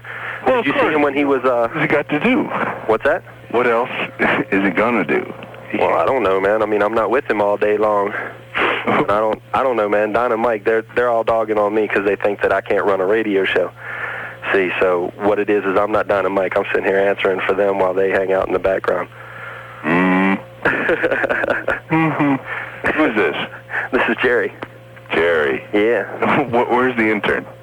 The what? The intern. Well, I don't know, man. See, I'm not at the radio station. These guys are trying to dog me by letting me have their radio show for a couple of hours, I suppose. So what they're going to do is they're going to let me talk to you all afternoon. They're going to see if I can kill 4 hours. See, but I know that I can kill 4 hours. That's not a big deal. And I appreciate the hell out of this, man. I mean, I'm all over the airwaves, I suppose, and all over the country if I'm on the Don and Mike show. Yeah. But I don't have the radio turned up because they really hate that all the time, so I'm not listening to the radio right now. So where are you right now? See, the problem with this guy is I'm sure he could talk for 4 hours, but right now I can hear radios across the country turning their dials off. Station? Want to ask Jerry if he wants to take another They're call? going to let you turn it on? I'm sitting here talking to you right now on the air, partner. Oh, baby, give me a break. Huh? You're not at 106.7, no way. No, I'm not. I'm at work. But okay, hold on, Jerry. Let me take another call for you. Here you go. Hello, you're on with Jerry, who's the master of radio. Hey, Jerry. Hey, what's up, Dave? You think you're running the show, huh, buddy? No, man. I'm just sitting here talking to you. You're sitting here talking to me. Well, you know what? I think you're right. I think Don and Mike are a bunch of jerks, too. I think they're a bunch of Howard Stern wannabes. Oh, man, I don't think that. I really like these guys. Come on, man. Listen to Howard Stern in the morning, then listen to Don and Mike. I do, man. Every afternoon, they copy Howard Stern all day long. Yeah, and they're giving me their show now, man. I mean, because they think that I can't fill up 4 hours talking about them. You notice the only thing that Jerry's talked about is us. I mean, he's tried to mention this crap about Howard Stern. These guys are great, man. They have a great show. Nah, they suck. Howard Stern rules, baby. Well, that's an opinion. Next. You want to take another call? Yep. Don and Mike. Hey, guys. Hello. Hey, hello. Hello. What can I do for you? Who's that new host they keep on there that's laughing like a jackass? That'd be me, man. Oh. Horse radio? Pardon me? All horse radio? All horse radio, man. I'm changing the station. Who are you? Hello. Who are you? Hold on, give me another call. Who are you? We're taking another call. That's a big question for the day. Who are you? Who am I? I'm just a listener to Don and Mike. They decided to give me their radio show for the afternoon, and I'm just filling in for them. Hey, what would you like to talk about? I thought this was the Jerry show, not the Don and Mike show. Well, it is now. What you need to talk about, bruh? So, how old are you, Jerry? I'm 29, gonna be 30 in September. What are you wearing, Jerry? Huh? What are you wearing, Jerry? What am I wearing? What are you wearing, Jerry? Jeans and a shirt. Got a tie on? Nah. Jeans and a shirt. Where do you work, Jerry? Now, Jerry, are you there? Jerry. Jerry, now that you've had a little experience with it, now it's kind of your job to move on to the next call. You got to move it on, Jerry. Well, I don't have the button. You guys are just... No, but I mean, you can say, let's take another call, and that would be our cue to help you out there. Oh, that's not a problem then. Let's take another call. Bye, Jerry. Bye. Oh, hold on a second. Let me see. There's Jerry, hold on, and there you go. Who we got here? Hello? Well, they hung up on you, Jerry. Well, it happens. Let's see how he deals with that. Hello? I'm just seeing how you deal with a hang-up call. Oh. Okay. So what's going on now? Now you're dealing with a hang-up call. Okay, well, let's that take happens the next to us, call, then. Jerry. Just that happens to us probably 20, 30 times. Yeah, no, I've heard you guys have it happen. Yeah, I mean it happens. It's part of the deal. Yes, sir. Well, go ahead, ad-lib your way out of it. Go ahead. Ad-lib my way out of a hang-up call. Well, I guess he didn't have much to say that, or he got scared because he figures that, he just isn't. Hello? Why is the phone ringing back? Come on, you got to work through it, Jerry. Oh, okay, so if I got to keep working through it while the phone's ringing back. See, I don't know all of this If you'd like to make a call, please hang up and try again. That's, something, Jerry, you just said something. You don't know all of this. You don't. I think you have made your point. Okay. What? Who's this, Jerry? Yeah, what's going on, man? Hey, what's up there, buddy? Nothing much, man. What you doing? Kicking it. Where you at, man? Chilling in my car. Hey. Hey. Were you the one that was just sitting there talking about them biting Howard Stern and this and that? No, that was a caller, but you believe that too, to a degree, right? Well, not to a degree, yes. So I've heard them do some of the same things that I hear Howard do in the mornings. But you're so wrong. I am? Yes. Okay. Yes. Just because somebody has the same opinion does not mean that they're biting. You know what I'm saying? Don and Mike have raised me. See, that's not raised me. Do what? They have raised me. They have raised you? They have raised me. They've made me the man that I am today. Oh, man, they did do a very good job today. I was a small child, man, and I tell you what, it hurts. Does it? Yeah. It hurts to hear a guy like you. How old are you, man? Pardon me? How old are you? 29. 29, really? You just, I don't know. Something's wrong. Kind of petering out here, Jerry. All I hear from you is a lot of Okay. Come on, Jerry. Jerry, we told you. I mean, it's if you want to take another call, we take another call. Oh, that's right. Yeah, take another call. Yeah, that's the second time we've had to tell you that, Jerry. Yeah, you're right, but I'm a little slow on the uptake. Yes, you are. Yes, you are. You are, Jerry. You are very slow on the uptake. There's that nervous laughter that is supposed to give an aura of confidence. Nervous laughter that's supposed to give an aura of confidence. So you don't want me to laugh anymore? Jerry, I'd give you really seriously. Yes, sir. You had when you started. Yes, sir. When you were dogging us, that was actually the strongest part of your shtick. And then once that was over, well, see, I wasn't that was it. Shtick, and I really wasn't trying to dog y'all. Well, we were just giving you an opportunity, and you sucked. Well, you're awful. You're terrible. It's a terrible thing, man. Not everybody can be a DJ, ain't that right? Correct, and you've just proved that, which means you have no right to call us and bust our balls because we made a call yesterday that was busy. Sure I do. That was our point, and you have made our point. And you have made our point. You've proved how hard it is to do a live radio show, Jerry. And now we can hang up on your ass, Jerry, because you're boring. You've proved how hard it is to do a live radio show. For goodness sakes. Jag off. Usually that works pretty well. It really does, I mean, it's just it's the old walk a mile in the shoes theory. Hello, Don and Mike Show. Hey, my wife can talk for 4 hours. The guy's just not funny. Yeah, right. I mean, that was that was my whole point to him. Sure. Anybody can talk for 4 hours, but, you got to break it up or something. He was doing all of his, hey, where you calling from? What you doing today? Yeah. Right. Yeah. Yeah. And the callers that were calling in were just as bad as he was. That guy, he wants to bust my balls because we tried to call Tokyo and the line was busy yesterday? No kidding. Jerry. All right, I love you guys. Thank you. Love you. See ya. Bye-bye. All right. Say, we have a little love on this show. Hello, Don and Mike Show. Hey. Hey, yeah, Jerry's show. How you doing? And now we're going to have to, wade through the calls that have been generated by the Jerry segment. Hello. Hello, radio up too loud. How come Jerry didn't get any radios up too loud? Hello? Hello. Yes, what do you want? Don't put people on like that again. God, if I wanted to listen to that, I'd go home. All right, thank you, sir. All right, no, just making a point, sir. We have to make a point. Just making a point here. Hello, Don and Mike Show. Yeah, I just wanted to say one thing to Jerry. Well, he's not on the line, but I'm sure he's still listening. I just wanted to give him a good old Don and Mike, Jerry! Thank you. A little heckle for Jerry. Thank you. Thanks a lot. All right, see you later. Hello, Don and Mike Show. Yeah, I want to talk to Don and Mike about Jerry. Yes, sir. Yeah, you're on the air. Hey, yeah. Yeah, so I guess you didn't really have it processed what you wanted to talk about. I'm on the air? Right. Well, Jerry sucks. And how he can get so lucky to not have one caller tell him that and put him in a corner where he belongs was unbelievable. I guess there's certainly glad. I just want to say I'm certainly glad you didn't get the opportunity to talk to Jerry. Thank you. Goodbye. Bye. All right, listen. And there's our point. It may seem unfair to some of you that we get to bust balls on the show, but we don't like our balls busted. You know what? Life ain't fair. What do you want me to do? And it's funny that I laugh when I hear you say that we don't get our balls busted. Oh, we do, though. We do every day.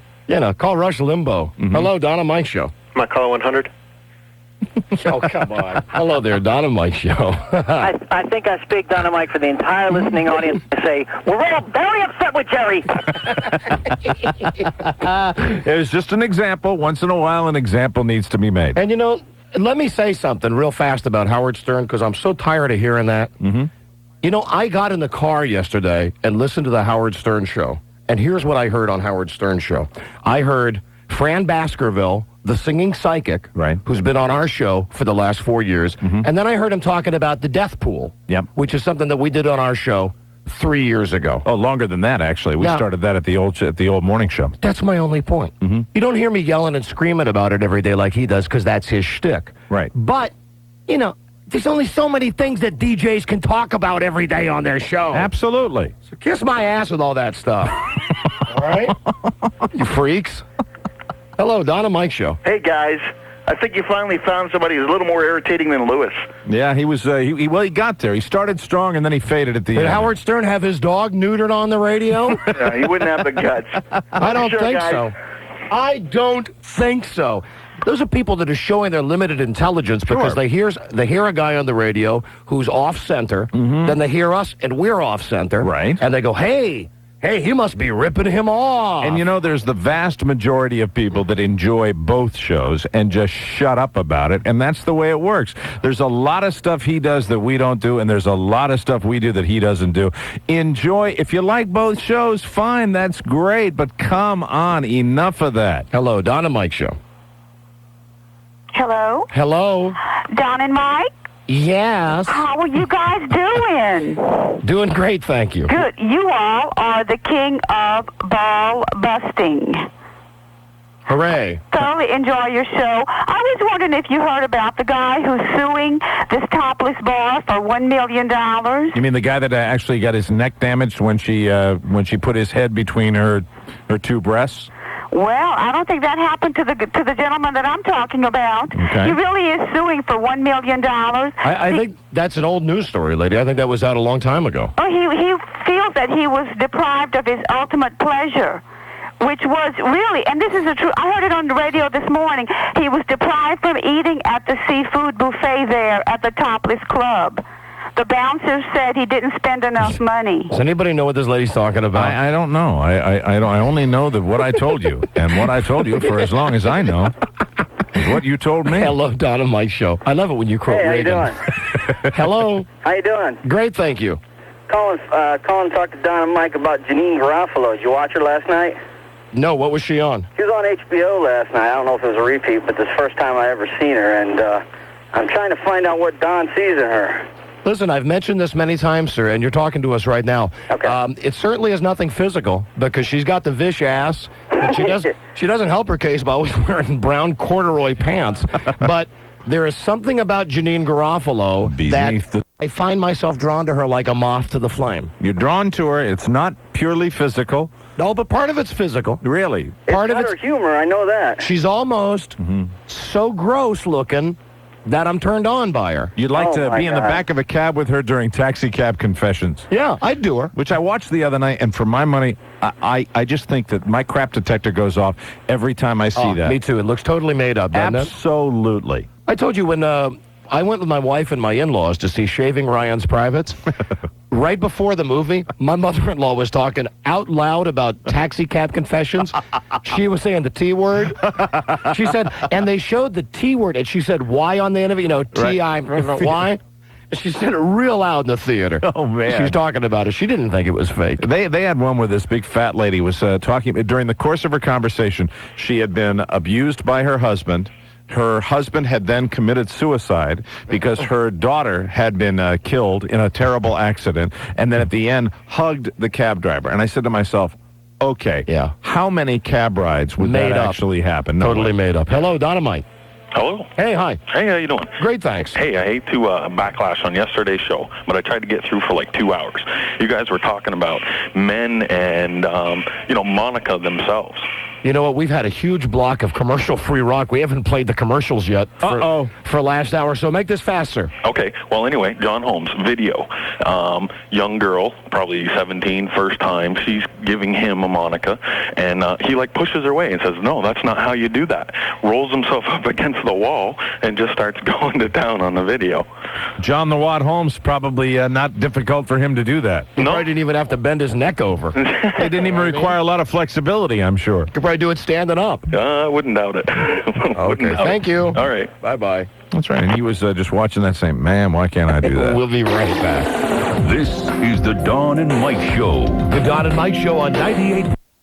I only know that that's why I have said repeatedly that I want to find out, I want to get to the bottom of this and find out all that has happened. Sure. And so far, I've told you all that I know, and the truth of the matter is, for quite some long time, all that you knew was what I'd told you. Listen to them. It's a simple actor's trick. Don and Mike. That's exactly what I was just saying. Dude Walker's standing by to cut us some new bumpers. Yeah. Well, first, let me clear out these lines. They're all ringing. We have the toe-tapping touch tones coming right up. Hello, Don and Mike Show. Hey, baby. Hey, baby. How are you? Doing great, thank you. You know what? What? You have the best radio show in the world. I have friends in Michigan that are dying to get you out there. And if anybody thinks differently about your show being so great, they suck. Right, F them. Thank you. We appreciate the support.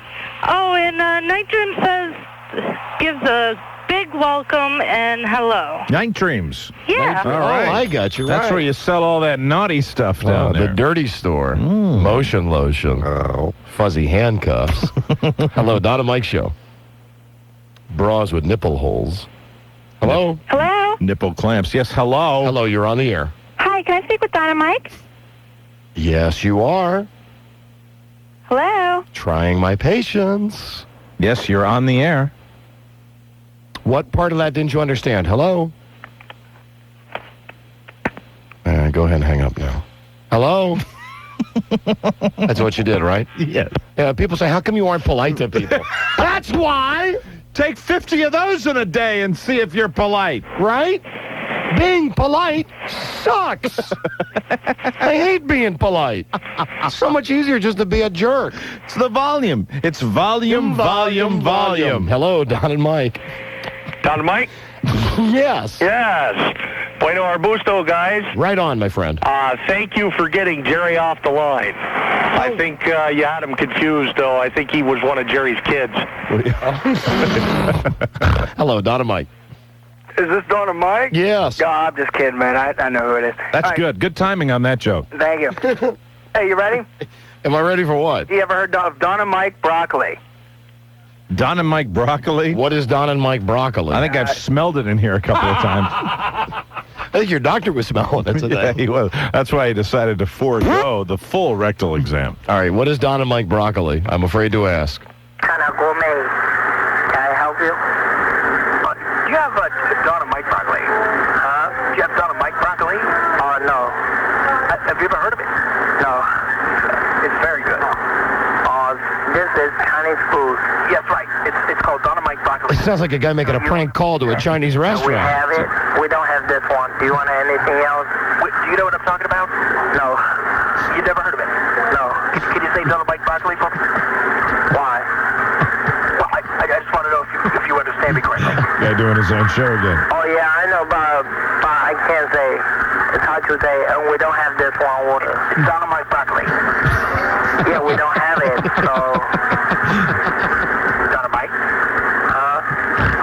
Don and Mike. This guy's better than Jerry. Yeah, he is. Yeah, we don't have it. No. You have to have Don and Mike Broccoli.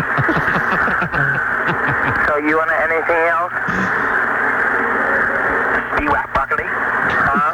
Spiwak broccoli? No, Spiwak. Spiwak broccoli. Well, you can call me back later. I'm busy right now. When you finish night thinking, then you call me back, right? How about Stewang Stagalak broccoli? Stewang Stagalak broccoli. So no Spiwak, no Dynamite, no Stewang Stagalak broccoli. What kind of food is that? Chinese food. No, we never heard it. I'm born in China, and I never heard this kind of... What about you? When you finish thinking, then when you get the water and I crack it, then you can call me back, okay? With Dynamite broccoli. Okay? Do it one favor. It's Dynamite broccoli. Okay, Dynamite broccoli. When you finish, okay? Go on, right? Thanks, bye-bye. Dynamite broccoli. What are you doing? Crank calling a Chinese restaurant? I think that was Nick Joe. What restaurant did you call? China Gourmet. China Gourmet right out here. Where, in Virginia? Maryland. Did you just do that on your own time? Yeah. All right, yeah, keep it up. You could be a regular caller. Yes, it was a fine effort. Okay, I already am, though. You are a regular caller. You don't recognize. Oh, is this the TV icon boy? Yeah. I got you. Okay. Well, yeah, I think that's the second winner for you. Hello, Don and Mike Show. Don? Yes, I am. I've been waiting all year for you to spank me on my birthday. Oh, I'm so revved up to also. Oh, will you? If only Mike hadn't broken the riding crop yesterday. Rob, did you fix the riding crop? You can use the ice pick. All right, I'll use the ice pick. Ooh! Real fast, because we got to clear these lines out. Okay. What's your name? Catherine. Where are you from, Catherine? I live in Portland, Maine. How old are you today? 12. No, I'm just How old are you really? 38. 38. Ooh, is there a hard wooden chair nearby? Oh, my bottom is bare. Bears a hairy Valentine time? Mm-hmm. No, I don't have any hair. Oh, hairless Valentine. Oh, a hairless Valentine. We wish you a hairless Valentine. We wish you a hairless Valentine. All right, Catherine. Here we go. I got the ice pick. You're welcome. Okay, all right. 1, 2, 3, 4, 5, 6, 7, 8, 9, 10, 11, 12, 13, 14, 15, 16. Harder. That's only halfway through, Mike. All right, here we go. Mike, harder. 17, 18, 19, 20, He uses his 21, hand. 22, 23, 24, Yes. 25, My bottom's 26. so red. Good. 27, 28, My bottom's stinging. 29, 30, 31, 32, 33, 34, 35, 36, 37, 38. I'll be able to sit down for a week. Good, you bad girl. Thank you. You're welcome. No, thank you. I'm exhausted. Hello. Hey, buddies. Hey, Baldy. How's it going? Great. You know, I think Ken Stevens needs to give you guys a raise for all these idiots that keep calling your show all the time. Hey, it's part of the job. Part of the job. Listen, we're number one in idiots. The ratings have just come out, and we're number one in idiots, mental patients. Yeah, Well, that's why I called. We love our idiots. We do. Where would we be without our idiots to prove to us that we're better than they are? Well, you know, your program really is like licensed daycare for big people. I agree with that. Gotcha. There's one for Dude Walker. All right, see you later. Thanks. Bye-bye. There are the toe tapping, touch tones. Lines are clear. Let's start all over again with caller number 100 at 1-800-636-1067. Give you something made of plastic. Qualify you for the next big $5,000 giveaway. And that's Dude Walker standing by with his huge testicles. Sitting on his beanbag. And he is waiting to read our new liners, and we'll do that right after this. This is the Dawn and Mike Show. The Dawn and Mike Show on 98.1 The Peak. 98.1 The Peak is WPEK, Seneca, Greenville, Spartan. This because they always made it so painful. And you don't feel that at BB&T. BB&T has so much confidence in me. They give you that strength that you need. And I've had those problems before where you need cash on the barrelhead right then. And I don't mean a couple of $1,000s, I mean on up there. And you don't have to wait 3 or 4 weeks before they can give you a decision of whether they're going to lend you that money or not. When you know you've got BB&T, you can relax a lot more, and then that way you can concentrate on the business. BB&T. You can tell we want your business. Member FDIC. Good afternoon. I'm Robert Reynolds for the Peak Traffic Watch. This traffic update is a courtesy of 360 Communications. We've got one accident to tell you about on Waithampton Boulevard, outbound at Batesview Drive. 2-car collision there. Police and EMS are en route to the area to assess the situation. That accident we told you about on South Pleasantburg Drive, approaching Malden Road in the city of Greenville. It has now been cleared and removed out of the way for you, making traffic a little easier through that area. And that construction in the downtown area, northbound and southbound between Washington Street and Academy Street, the left lane is closed in both directions. Is very busy in that area right now. They're doing some kind of a repaving work, and it's going to take you about 3 to 4 traffic light changes to get through that area. In Greenville County, we have another accident on Highway 253 and Poinsett Highway with 2 cars involved in that. Highway Patrol is en route to take a look at the situation. Hurry into 360 Communications for a deal that is almost too good to be true. Get 60 free local cellular minutes per month for just $9.95. Call or visit a 360 cellular store nearest you for details, but hurry, because a deal this good won't last long. I'm Robert Reynolds for the Peak Traffic Watch.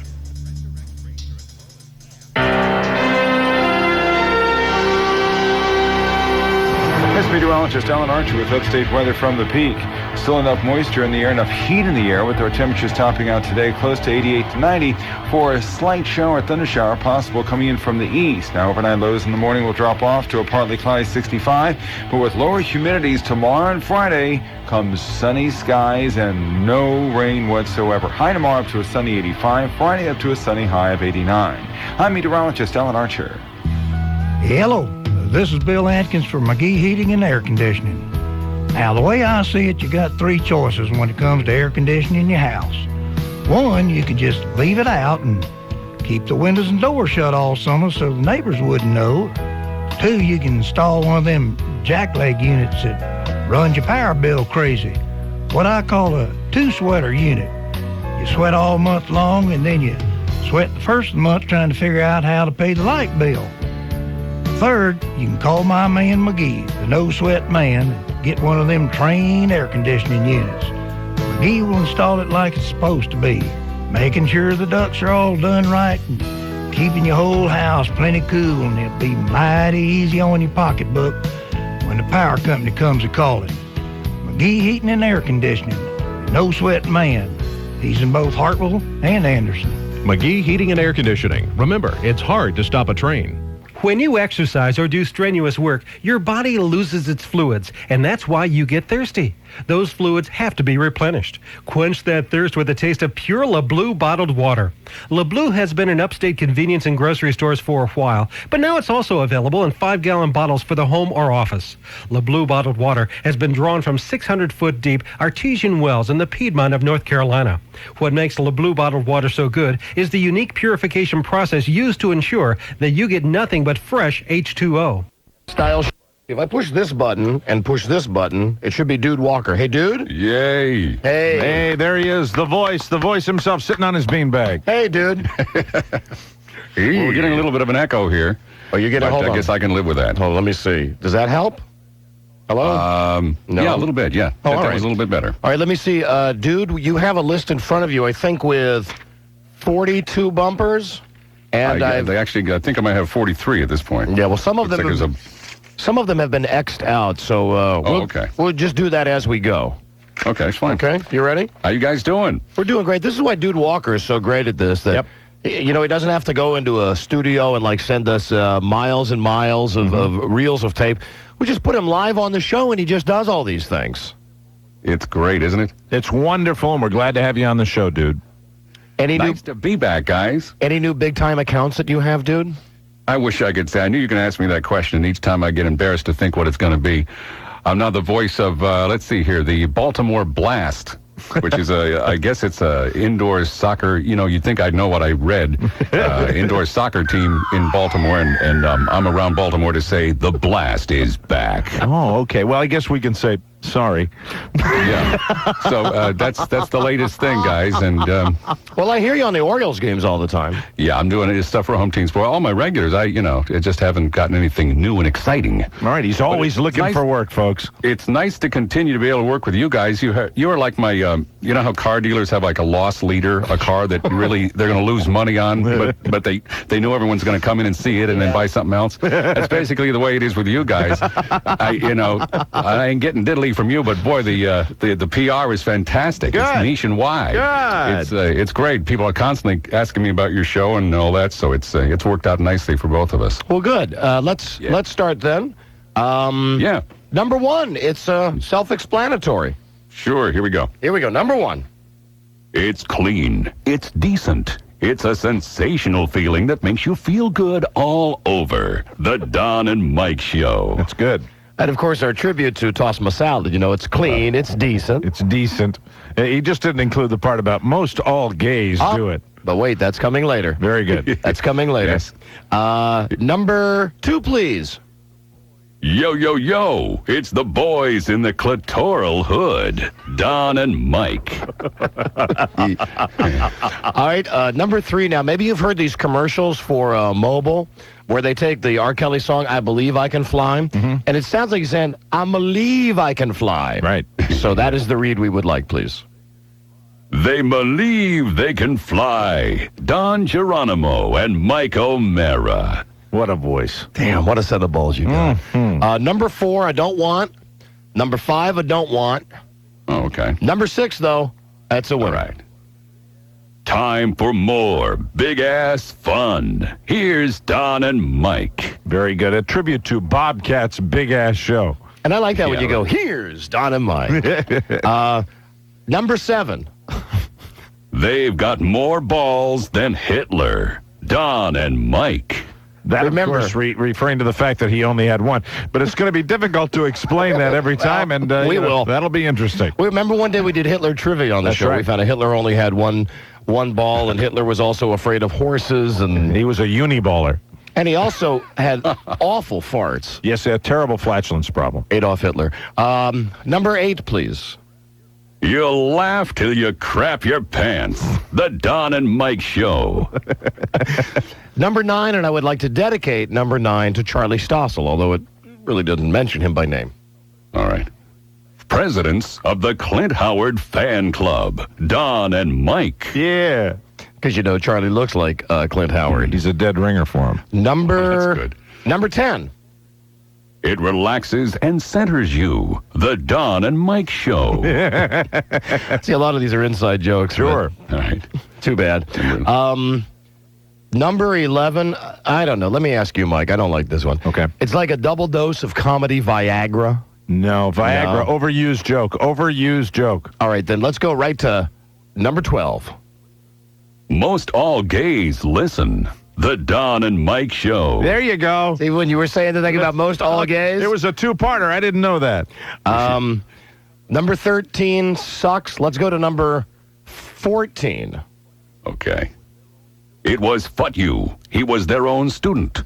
I said John Geronimo. Okay, I give you a little direction on this. And when you say Fut You, you should say, it was Fut You. Emphasize the you. Oh, Fut You. And okay. that's the way the guy How does about it when on he the tape. says he was their own student? There's something He was there, too. my own student. All right, and the way the guy says on the tape, dude, it goes like this.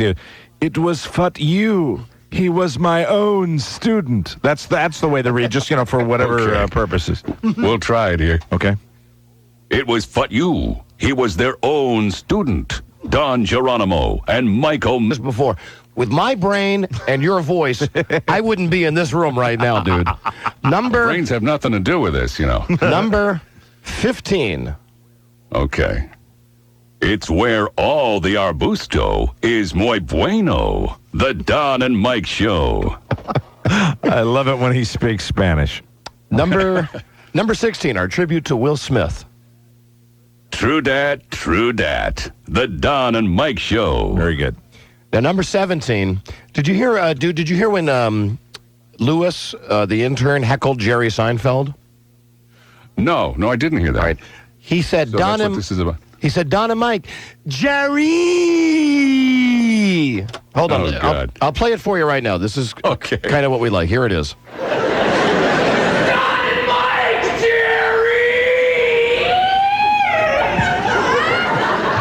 Did you get that?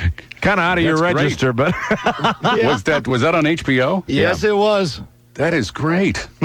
You guys are everywhere. Mm-hmm. All right, well, I'll try, but I can't be quite as obnoxious as that. Well, just give it your standard Dude Walker. Don and Mike, Jerry, the Don and Mike Show. Okay. Yes, he's incapable of doing that, folks. Hold on, we need another take. Don and Mike, Jerry. Is it possible, or will you rupture something if you try to do I that? might have a spleen attack, but let's see what happens here. One more time, please. Don and Mike, Jerry, the Don and Mike Show. Very nice, dude. Very nice. Good job. Okay. Number 18. Number 18, a tribute to Buzz, who's unfortunately not here today.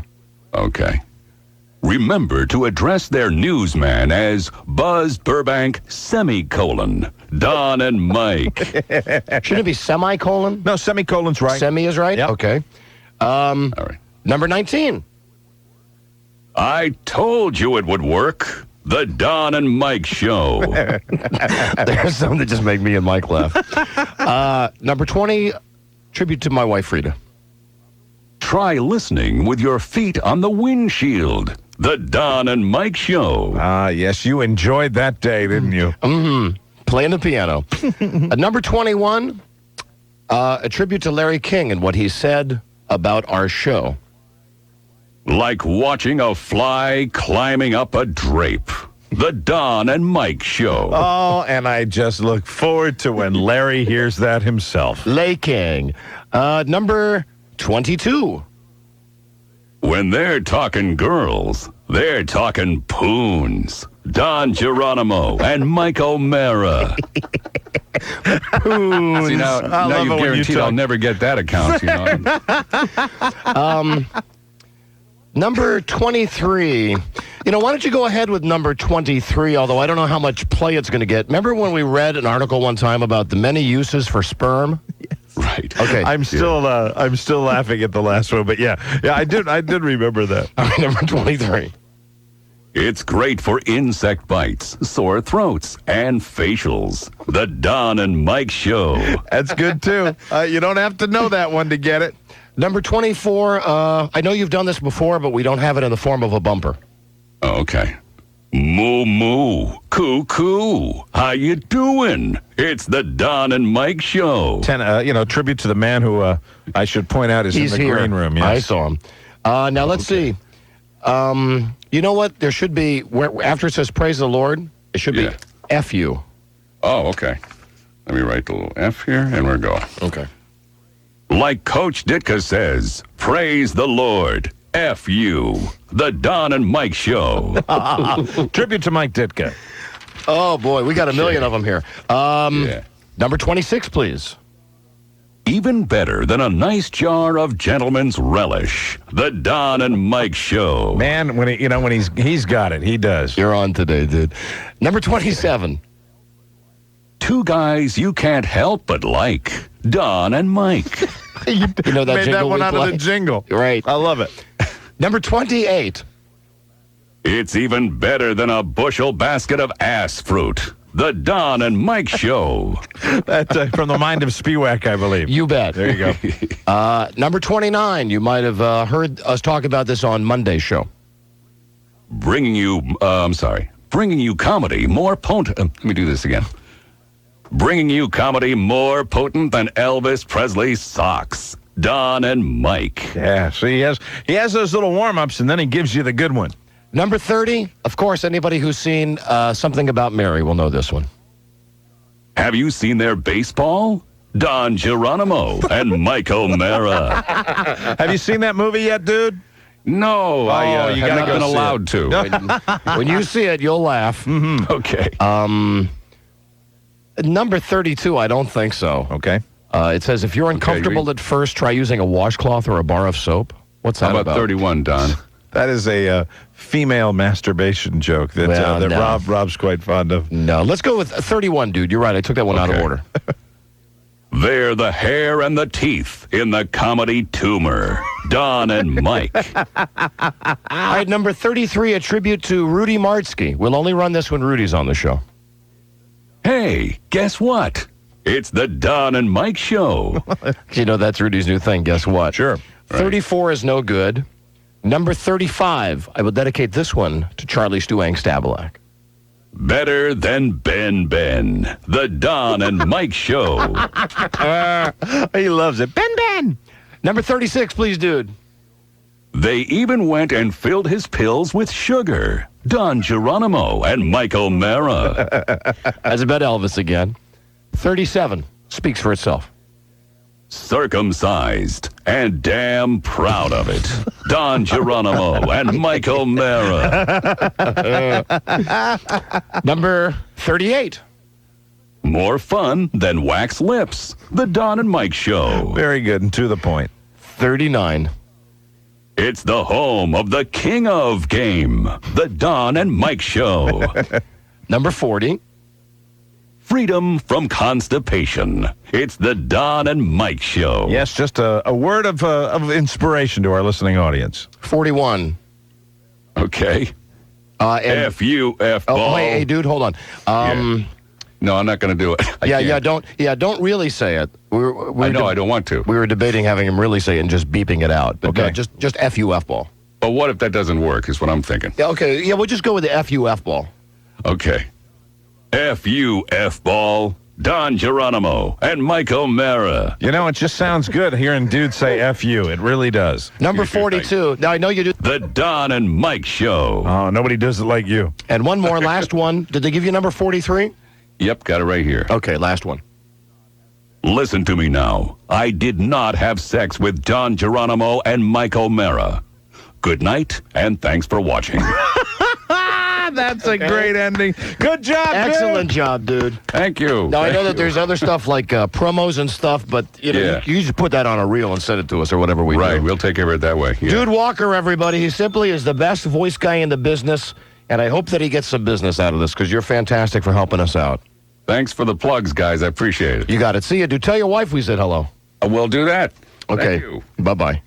That's Dude Walker. A lot of people probably remember Dude and Doug from years ago, and he's a great guy, really wonderful person. An old DJ. Mm-hmm. Right. And I first became friends with Dude like 20 years ago when we worked on different stations when DJs weren't supposed to be friends with each other. Yeah, he would really be one of the nicest guys in this business. He's really a wonderful guy. Hello, Donna Mike. Hi there. Hello. Hello. Yes, hello. Hi, is Dude Walker still around? Nope, he's turned off the satellite already. Oh. Is he the only white man that makes you moist? No, not the only one, but his voice does. Yeah. Yeah, he's got it going on, doesn't he? Yes, he does. Yes, he does. Moo moo coo coo. Meanwhile, I'm here to sound like Peter Brady from the Brady Bunch. Well, glad you think he's sexy. Thank you. What is the age of him? What is the age of him? What an interesting way of asking the question. What is the age of Dude Walker? Answer me these questions 3.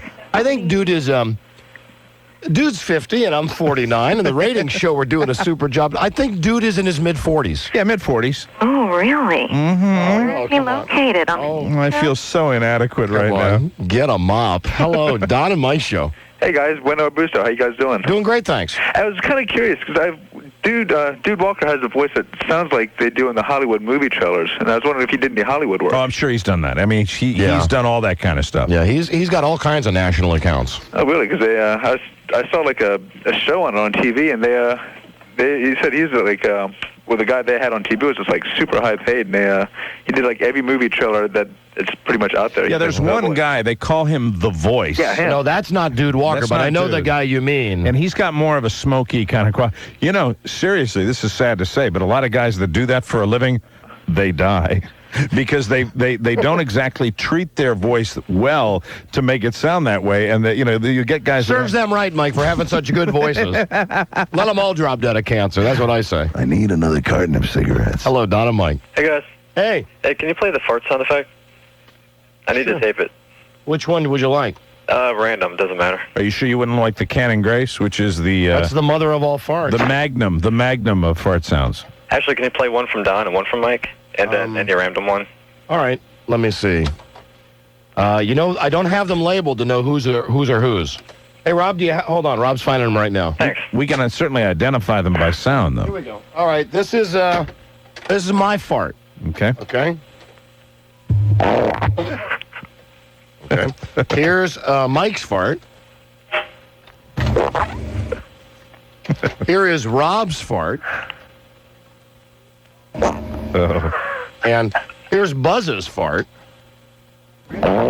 Oh, my. And finally, where's Cannon's? Cannon's is the dean. Here's Cannon Grace farting.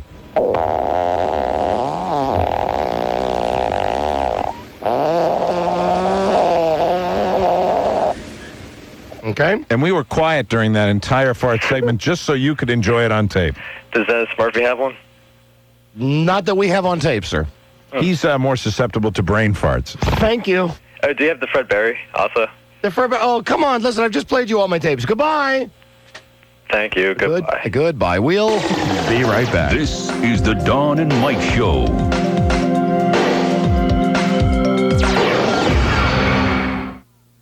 And they're off. Jumping out in front is Sam with his project on Irish castles. Coming up fast is Marley with her. Eyeball. Oh, looking forward to that. I mean, today we'll go to News and Comment a little earlier, and Dennis P. Murphy, accountant. Yeah, busy in the green room right now preparing his newscast. Major effing star standing by to bring us the news. Hello. Hello. Don and Mike Show. Also, let me mention this, that tomorrow night we got a Vegas-style show. Oh, boy. Blackies/Lulus. That's in Springfield, Virginia. We'll hit the stage at 8 o'clock tomorrow night.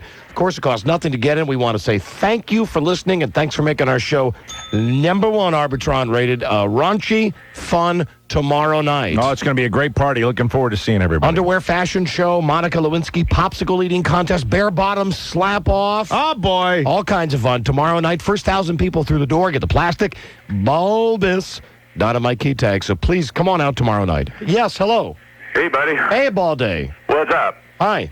I'm going to have a vasectomy next month, and I figured if you got Buddy done on your show, you could get me done on there, too. Now, please, don't confuse my dog with the presidential dog. My dog is Max. Oh, okay, whatever. Oh, no, not whatever. No. Not whatever. Yeah, you got to get the names of dogs right on this show. Oh, okay. My dog is Max. Clinton's dog is Hillary. Yeah. And his four-legged friend is Buddy. Hey, Buddy. Hey. Now, are you really getting a vasectomy? Yeah, I'm really going to get snipped. How many children have you fathered? None that I know of. Oh, really? So you've never had any children? No. Why would you be getting a vasectomy? Yeah, why the snip? Well, because I'm getting up in years, so I figure I don't need any more. But once you get up in years, doesn't your gentleman's relish turn to sugar or something? It turns to dust.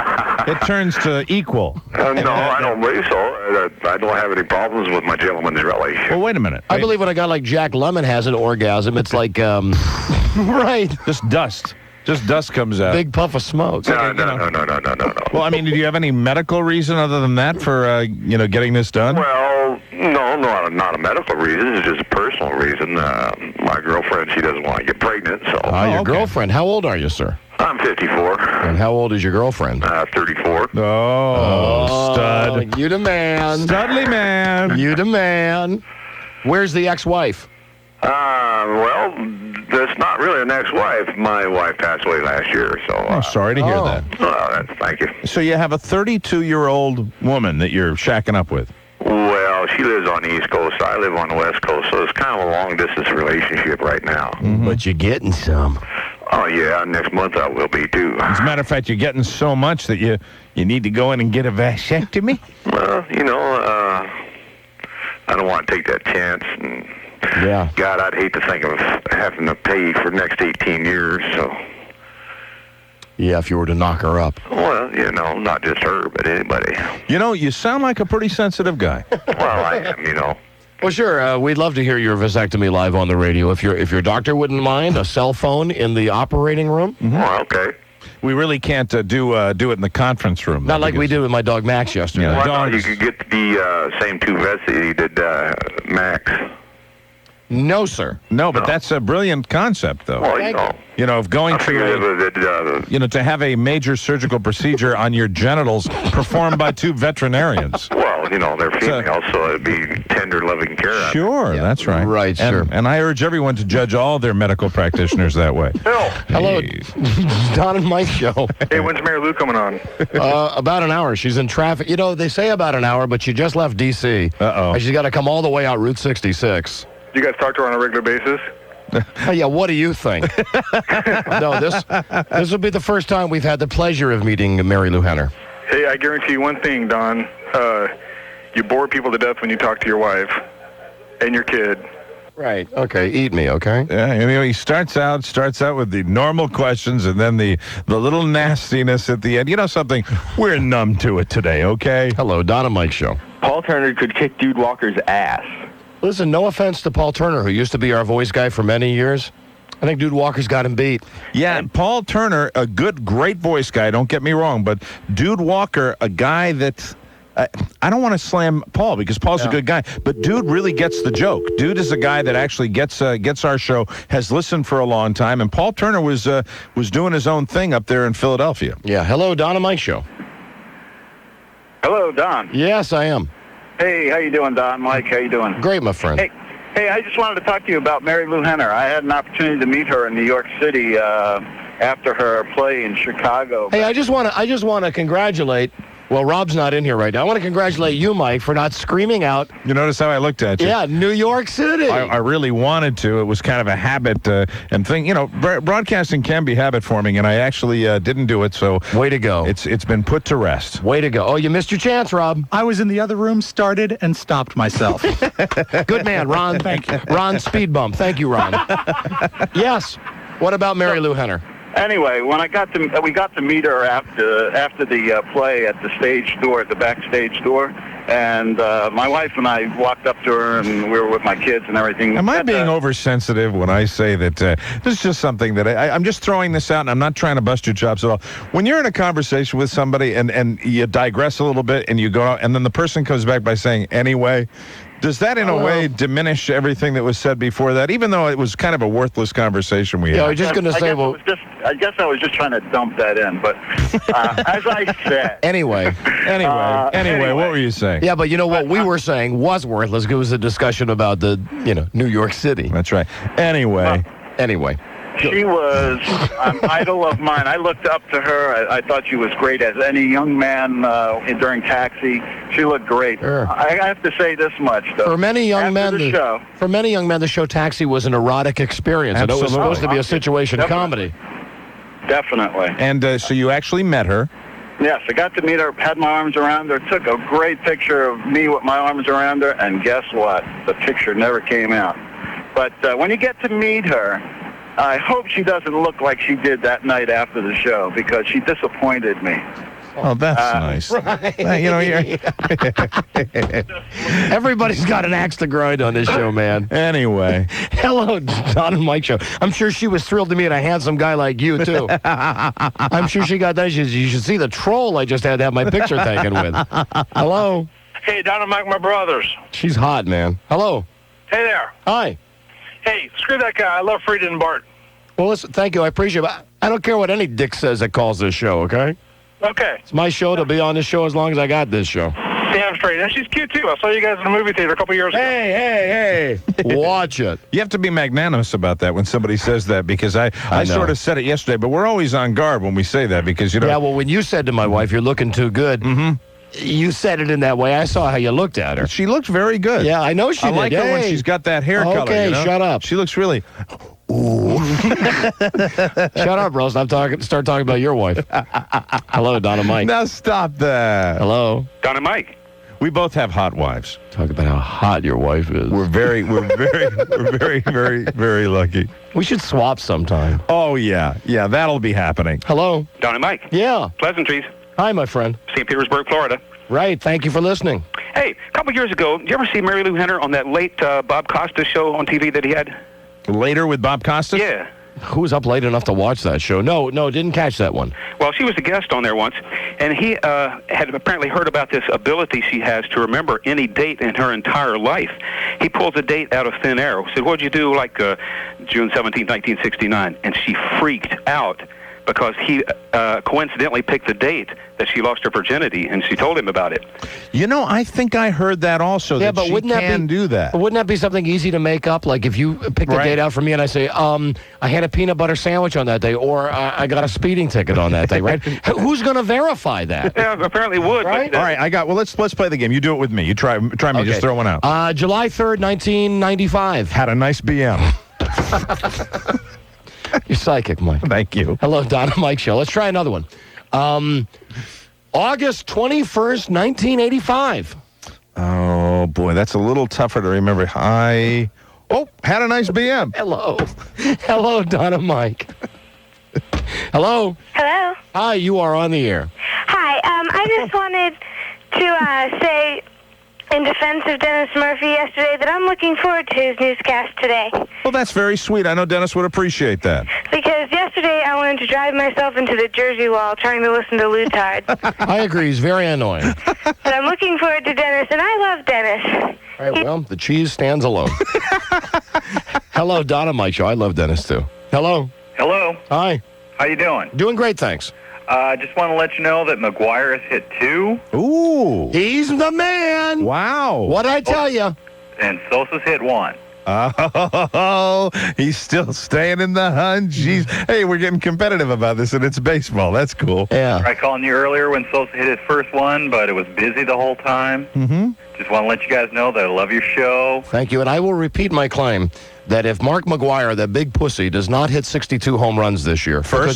because it's so easy. Right.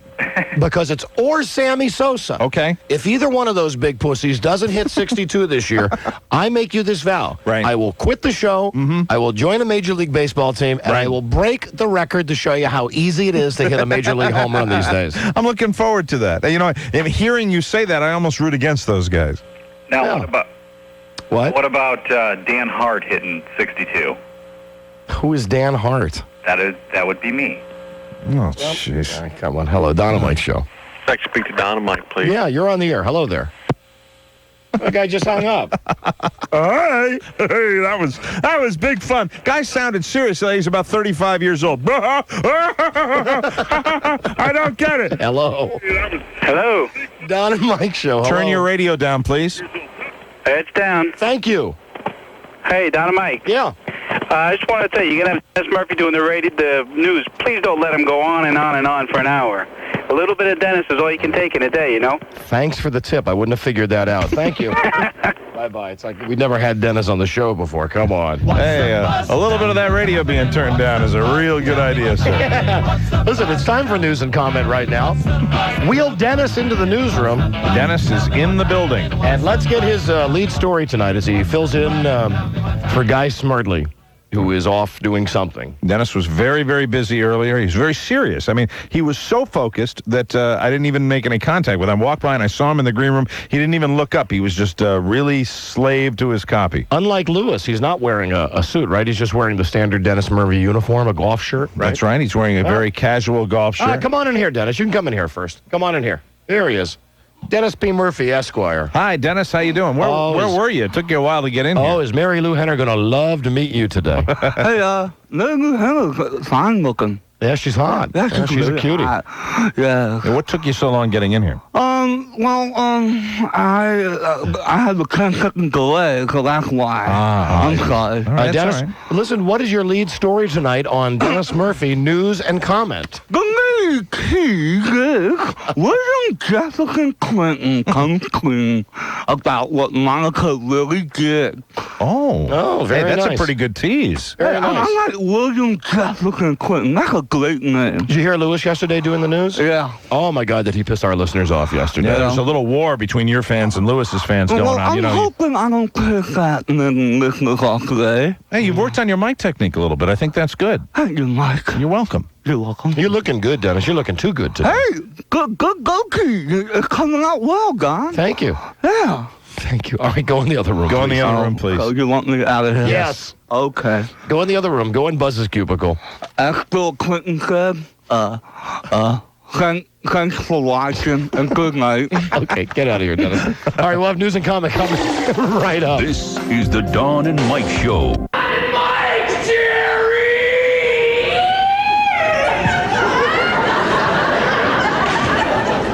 I didn't understand you, sir. No,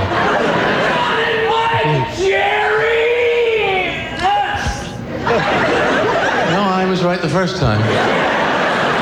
I don't understand you.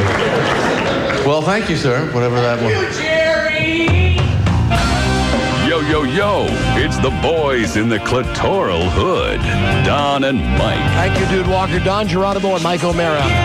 Right here from good old WJFK in Washington, D.C. Thanks for listening to the show in Albuquerque, New Mexico. On Hot Talk KHTL. Wichita Talk Radio. KFH. And out in Honolulu, Hawaii.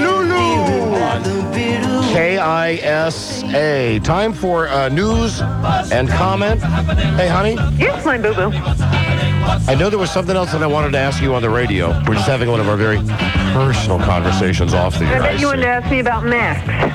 Yes, how is Max? He's great. He is great. He's back to his old feisty self. He was humping Brandy. He doesn't. He looked at that area and noticed that something was different. But he's not licking it a lot or anything like that? Well, he gave it a few licks this morning, and they gave me one of those collars to put on him, and I was waiting to see. You mean one of those cone things? Yes, right. In case he bothered it too much, but I thought it was only fair to let him fully examine what had happened to him. And since he did that, he hasn't been bothering him. Oh, that's great. If he's not licking it too much and dragging his buttle on the floor, you're all set. No, he did that at first, but I think it was like the booby fairy has come to visit us? Yeah, But see, I think that's stimulated by you because you have just been looking too good. You're looking too good. Too good. Yeah, but it's been like some magic spell has taken over my wife, and all of a sudden, boing, boing, bonus party. Yeah, right.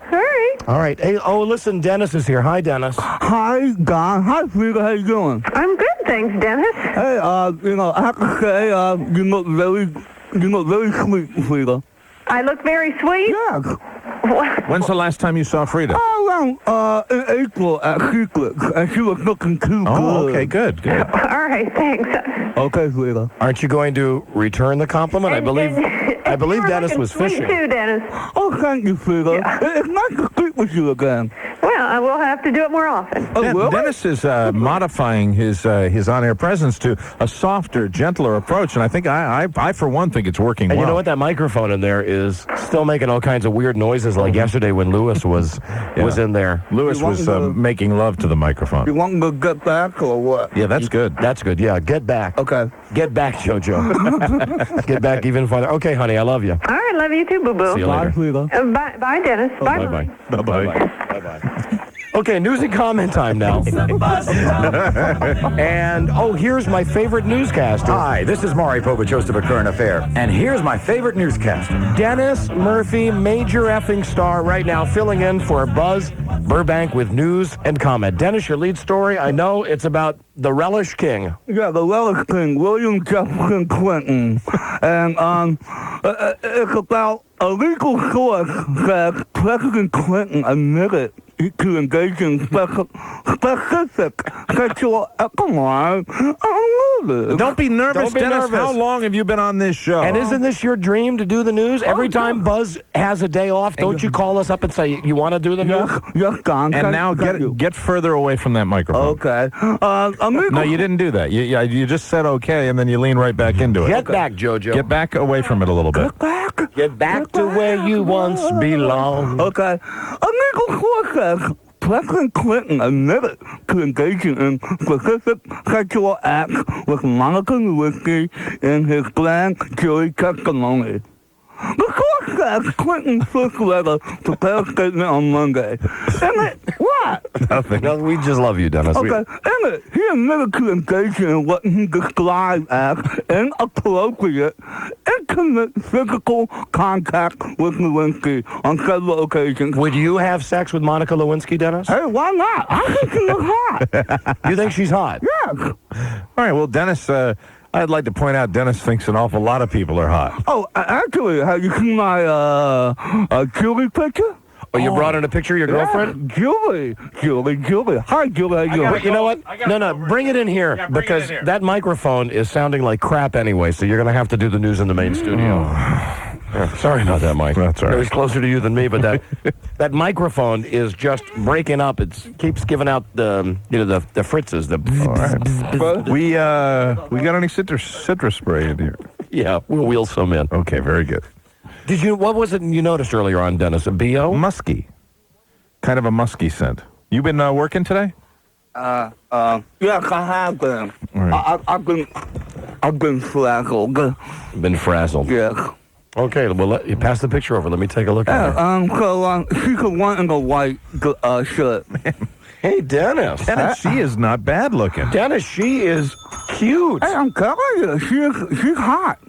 This is the girl that you were dancing with, and she was rubbing her buttocks against the one your... in the white shirt, This one right here. And that's her twin sister? Yeah, Amy. Dennis, wow. You did that all on... I am so proud of you. Very nice, Dennis. Dennis Murphy. I'm surprised, too.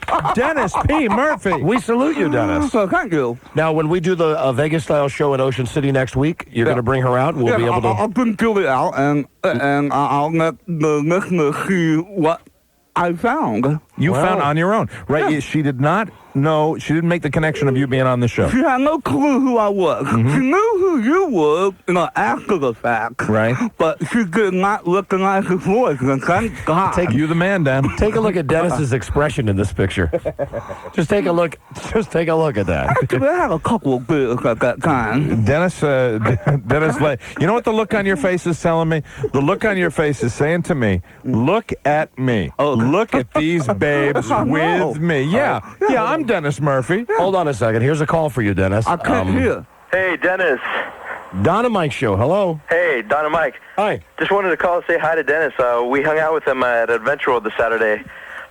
He went on a roller coaster with us called Roar. Did you go on any of the water slides, Dennis? Actually, after I rode the Roar, I was shaking. I could not lie. Yeah, I could not lie into more roller coasters. I was like, So the answer would be you didn't go on any of the water slides? Okay. But I did ride the motor kart. Okay. And you were on the roller coaster with this guy. Sir, was it a thrill to be on a roller coaster with a major effing star like Dennis Murphy? It was a thrill Murphy? to meet the major effing star in person. I was thrilled. The first time I met Don and Mike person live. It's just a nonstop party for Dennis Murphy. I mean, it's constant activity. You just get back from Ocean City on vacation, and you dive right into Adventure World. I went to Adventure World, and that roller coaster was one hell of a ride. Yeah, he was asking us, what he should expect, and I told him, be scared, be very afraid. And I'm still scared. Still scared. I'm shaking. You're visibly shaken. Yes. All right, thank you, sir. Thank you for the Dennis Murphy update. All right, major effing star. Hey, thank you for calling. Did he ask you for anything? No, he wanted to hang out with us, but we lost track of him. He went on the car before us, and... He's a major effing star, very busy man. He's a mooch. That's what he is. I'm not a mooch. Oh, you're a mega mooch. You're the turbo mooch. Can I say one more thing? I don't know what you're saying. I don't know. Dennis, there are moments, and over the years at Christmas time, you always amaze all of us with your generosity. Very nice Mike, gifts. I really shocked you with your gift, with my gift to you, don't I? Remember that one time you gave me the really super nice golf shirt? Yeah. I was blown away. Absolutely. I still wear that golf shirt. You do? Yes, Christmas is the one time that you give, but all other 364 days of the year, receive. Well, not necessarily. Oh, yes. Yes, you're a taker, Dennis. That's Come on, okay, admit though, it. Dennis. Admit it. Okay, what the hell? All right, you're a taker. It's okay. I can do. All right, what's your next story, Dennis? More about Clinton. You want to hear more about Clinton or a new one? Yeah, listen, you alluded to the sexual acts. Do you have any background on that? Do we know what the sexual acts were that Monica performed on the Clinton? The sexual act was, yes, he performed oral sex on, Monica performed oral sex on William Jefferson Clinton. Really? Yes. And no other details? Let me see. Okay. What? Go ahead. Okay. I love it when you sing, man. Okay. Prosecutors pressed him with more questions, and the source says he then acknowledged that Lewinsky performed oral sex on him. In his address to Nation Monday, Clinton only... All right, well, we all know what he said. Okay. So he acknowledged that he got a Monica. He did acknowledge that he received several Monicas from... What did you think of Clinton's show Monday night? You know what? He didn't say he's sorry. Right. He said he took full... credit for his actions, but he didn't say he was sorry to the American people. That's the comment part of News and Comment with Dennis Murphy right there.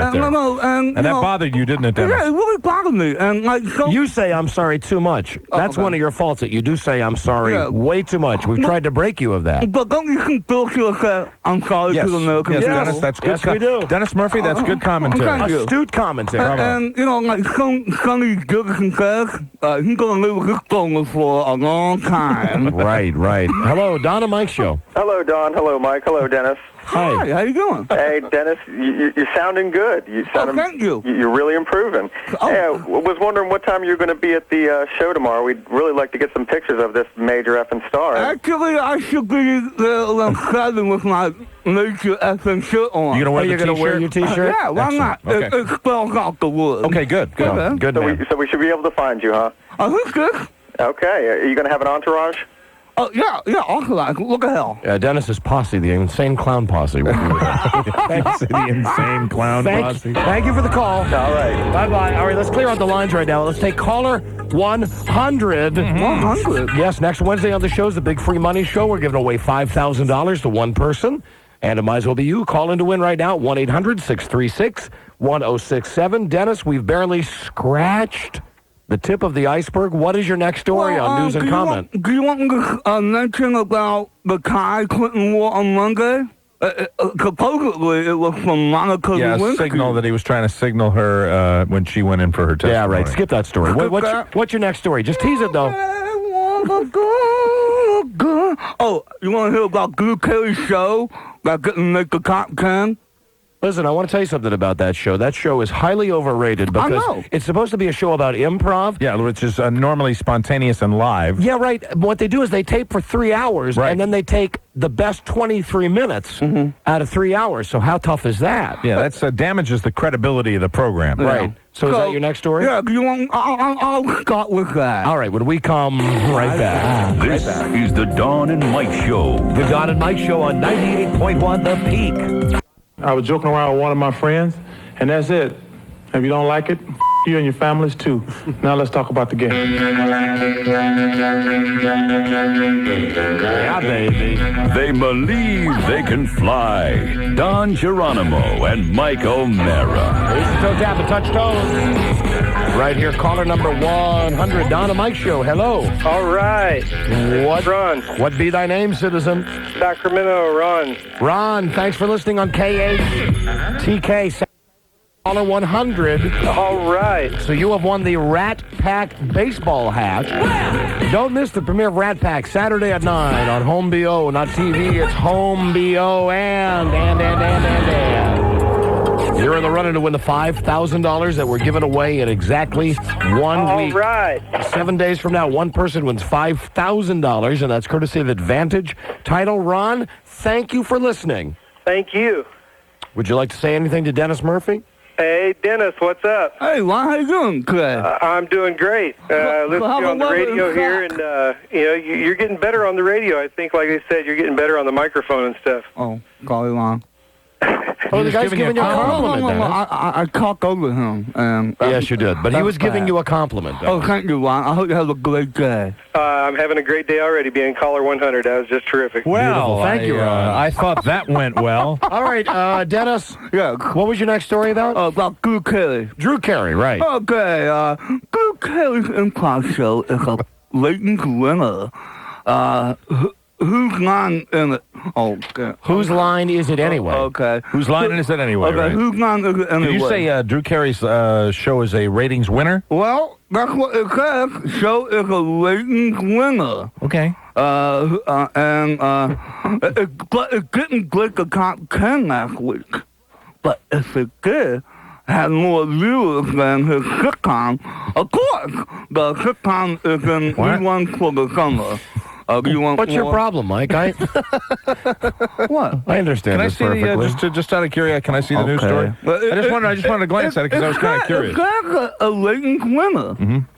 I just want to point out that the Drew Carey show, the improv show, like I say, they tape for 3 hours. If you put anybody in a studio for 3 hours and give them funny setups, you're going to find 23 minutes worth of funny crap. And it said that that show actually had better ratings than his sitcom. That's, better than sitcom. I understood that, Mike. But it didn't make the top 10, and I was shocked about that. I really did understand. I swear to God, maybe I've been around Dennis so long, I understood. Right. I usually am better at that, and I'm sorry, Dennis. I'm right. I thought you understand me better than Don. Hey, Don, thank you. Yeah, that was good, Don. Hey, you're welcome, Dennis. Don with the pickup on that one. Simpatico. The next story is, you want to hear about Geraldo Rivera? About who? Geraldo Rivera, Don. Thank you, Mike. Very easy to understand. That was very... Oh, come on. I'm kidding you, Dennis. Yes, what about Geraldo? Okay, Geraldo... What? Go. Don't get distracted. Geraldo Rivera has a heart for bottled waters.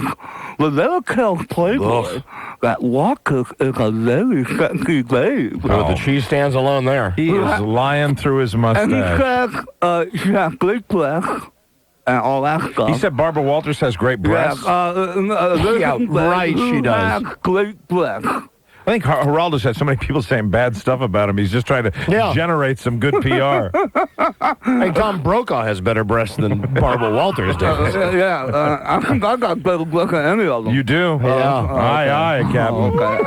Okay, I'm going to lose a couple of pounds, don't worry. All right, yeah, we'll both do that. Hey, you want to? Absolutely. We'll have a contest tonight. Yeah, we'll do. We'll have a contest. Okay, that's a great idea. Go to hell, right? Okay.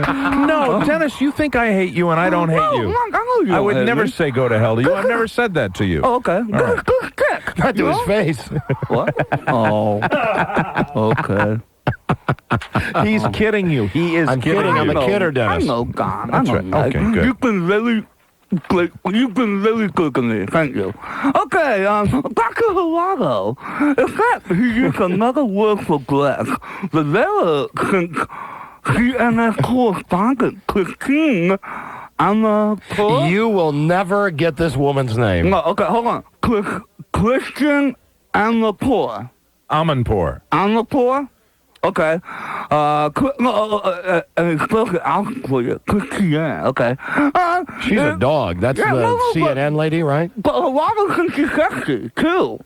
I think Geraldo's sexier than she is. Oh, me too. She's kind of tousled. She has kind of a, I just lived out of a suitcase look. Yeah, a dirty look, unclean look. You know who I think is really hot? For our local listeners? Who? Wendy Rieger. Oh, yeah. I can see her. I went to very school with hot her. lady. She's very hot, except she got a little Tommy Lee Jones happening, if you know. Yeah. What I mean, Hey, Don, I'm not picky. I'm no Prince Charming. I like her. I think she's good at what she does, too. She's got some acne. That's all I'm pointing out. She's got some acne. Okay, and you want to go to the next story or finish this? What's the next story? I don't even know what that story was about. Yes, what's the next story? Okay, the next story, Dennis. Okay, next story. Okay. Oh. All right, start again. Okay. You are very nervous, aren't you? Well, I've never been in the same studio doing the news. Think about how good you are when you just come in and ad lib. And just translate that to the news. Okay. A classy old theater is reopening Friday. Huh? What? A classy old theater. A classy old theater. Is reopening Friday in Evansville, Indiana. And you know who they got to break it in? I used to work in Evansville, Indiana. That is the town where Buddy Scott fired me the day before Thanksgiving because he thought I stole candy bars. Oh, yeah, remember out of the box, from the free thing where you were supposed to put a quarter in? Yeah, where everybody would take one once in a while and then throw in $5 a week later. Right. You know who it is? Do I know who is? Who's opening up the christening in the theater? No, my only relatable was that I worked in Evansville, Indiana 25 years ago. What? Carrot Top. Carrot Top. Carrot Top will be opening the theater. All right, now don't scream, Dennis, when we're trying to establish what the story is. Okay. The music director at Evansville Philharmonic is one who thinks they could come up with a classier performer. But Carrot Top says he can be as classy as the best guy. He says he'll bring the Carrot Top Orchestra. The Carrot Top Orchestra. I'm with you. Give me one more story, Dennis. Another story. Move on, Dennis. No, we're done with that story. Next story, please. That's a good segue, isn't it? Okay. Yeah. Okay. Do you think Mary-Lou Henner's told him yet to turn the car around? No, I won't buy. Don't worry. But this is like Sophia Loren. Sophia Loren, yes. The lovely Italian actress. Yeah, she is out of the hospital. Oh, wonderful. And a publicist for the film star says she's going to stay in New York for a month. Lessons after being treated there for an irregular heartbeat. The spokeswoman says the 63-year-old actress flew to New York from Switzerland last week to visit a friend, and that she felt tired. Hey! Okay. Very nice. Do you want to go sports or Let's do a break, and then when we come back, you can do sports, and you can do you have a funny kicker story for us? Funny kicker story. Way to go. All right, then we'll be right, folks, it'll be over soon. Oh, come on. We'll be right back. This is the Don and Mike Show. The Don and Mike Show on 98.1 The Peak. It's the biggest breakthrough in getting a good night's sleep. Good Morning America, Dateline NBC. Richie Cunningham, and this is my wife, Oprah. My name is number 2. This is my Italian confidential secretary. Her name is Alata. Alata Facciata. Time for more big-ass fun. Here's Don and Mike. Hello, Don and Mike Show. Hey, you guys. Hi there. Hi. Is this Don and Mike? Yes, ma'am. Hi there. You sound different on the phone. Yeah, hello. I called to say that you have got to get Dennis off the air. Oh no. Well, he's only got one more segment in news and comment. Don't worry, lady. I'll get off. I am all for employing the challenged, but I've been listening in my car. Come on. The I've been depth of listening in my your car cruelty. The for depth 45 of your minutes, cruelty. and I keep changing the station. You are crueler than we annoying. have ever been accused of being. You are so cruel. He is extremely annoying. He is right here. He I will is give sitting you. here. I will give you that. Annoying, yes. A mooch, yes. I want to know what the story Ungrateful is for everything we've done for him, yes. Right. But challenged, no. No way. No. He wasn't challenged when he picked up those women in the bar. Yeah. Just giving you some tips. Hold on, if you want ma'am. to keep your listeners. Ma'am. Hold on a second. Dennis wants to talk to you. Hey, lady. What's your name? My name is Julie. Julie? What don't you like about my voice? Oh, Dennis, don't even start that. Hey, I'm sorry, Dennis, but you know, I can't understand a word you're saying, and people are calling and saying you're doing better, but you know, I can't understand any of the stories. Hang up the phone. Well, all right, Dennis, hold on. Let me tell Julie that we've had Dennis on the phone for how many years, and on our show for how many years? Almost 13 Almost 13 years. 13 years. We will continue to have him on, Julie. Okay, but you know, he hasn't done the news for 13 years, I'll tell you right now, he is a major effing star. Right. And Julie, F you and your family. That's right. I dedicate that for you, Dennis. You're gone. All right, good. Beautiful. Hello, Don and Mike Show. All right. Hello, you're on the air, Don and Mike Show. Hey, how you doing? I got a story about Dennis Murphy. Oh, God. What is the story about Dennis Murphy? Huh? Yeah, what is it? F. Christine. What could I do wrong? That was just a crank caller, Dennis. He was mad at Christine for some reason. That's right. Christine didn't put him through. Hello? How you doing? Don and Mike Show. Don and Mike and Dennis. Hi, how you doing? I don't like the way that sounds. Now let me tell you. You know what this reminds me of? If you go running for like 2 miles and you got cotton mouth, you take a bite of a peanut butter and jelly Now, sandwich. that's piling on. That's piling on, and I will say now, F you and your families, too. Hello, Don and Mike Show. I want to give Dennis a Blumpkin. Oh, come on, Pilar. Knock it off. Hello, Don and Mike Show. Then clown balls your rules, mofo. That's gang code. Right. I wish Buzz was here to translate that. I think that means meet at the malt shop tonight. That was gang code. Don and Mike.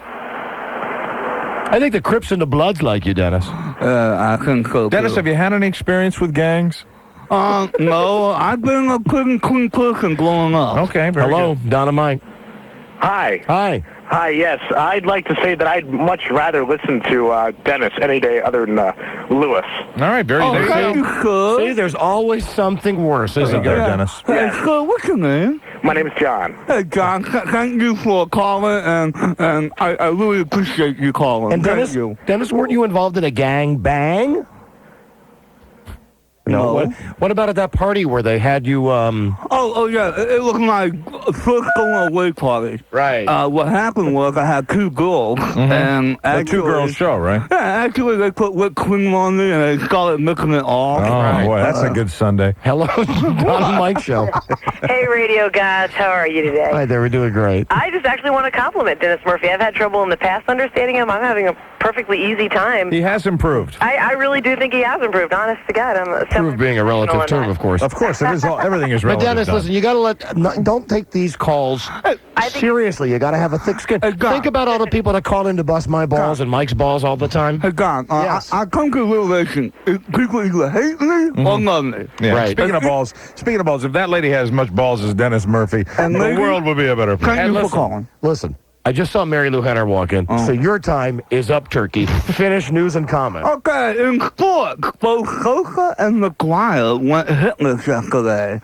The Cubs beat the Cardinals in in Chicago. Time out. We had a guy call us and say they played today. That's because Dennis is giving yesterday's scores. No, but I upgraded the home runs. Don't worry. Oh, all right. Okay, now Martin McFly has 49 homers, and Sandy Coca has 48. Okay, very good. Beautiful. Okay? And finally. All right, here's the funny story. Come on. Finally. Finally, Dennis. Okay, finally, another reason not to clutch them. Two Germans are charged with fraud because... Move it along a little bit. Okay. No, we really do. Okay, two Germans are charged with fraud because they allegedly sold peppermint pills, Guy Blue, and called them Viagra. Police said the two Reagan... But God, I can't see. Police said the two began offering the pills in early August on the internet. At 445. What? All right. I'm sorry. Okay. Okay. All right. I'm sorry. Yeah. Okay. I'm just trying to work the phones myself. I was going to call in myself and go, yeah, listen, I am really sick of Dennis now. Okay. But unfortunately, I can't figure out how to work the phones to do I am Dennis Murphy on the Don and Mike Show. Okay, but keep your eyes out for... All right, I'm Dennis Murphy on the Don and Mike Show. Murphy on the Don and Mike Show. Very nice. All right, thanks, Dennis. Thank you for the opportunity. All right, and you're I hope welcome. you all have a pleasant day. Thank you. Please do not sweat on Miss Henner as you leave. I was wondering, can I stay in the cubicle? I'll behave myself, please. Well, you just want to look at her? Okay. Yeah, okay. Yes, you can do that. Okay, thank you. Dennis. Okay. Thank you for having me. Thanks, Dan. All right, goodbye, Dennis. Bye. There he is. Best edition news and comment ever. See you later, America. All right, there you go. See you Dennis tomorrow Murphy. night, Dennis. Bye-bye. And Marilu Henner's here, right? Very good. Oh, good. Then let's do a break, and we will bring her right in and try to recapture our audience. More show coming up. This is Dorm Radio, DORM, broadcasting live from the basement of the Science Building. Great. They've got more balls than Hitler. Don and Mike. I'd like to point out that Hitler only had one. There you go. Don and Mike Show from WJFK in Washington, D.C. Oh, bring in Marilu Henner. Bring her in. Yes, she is here. We're heard in Sioux City, Iowa on FM 99 KKMA, buddy. In Greenville, South Carolina. Greenville. I'm all discombobulated. 98.1 The Peak, WPEK, and in Fort Myers, Florida, WTLQ, buddy. Hey, here's a good slug line. Smart Talk, 1200, talk radio with an attitude.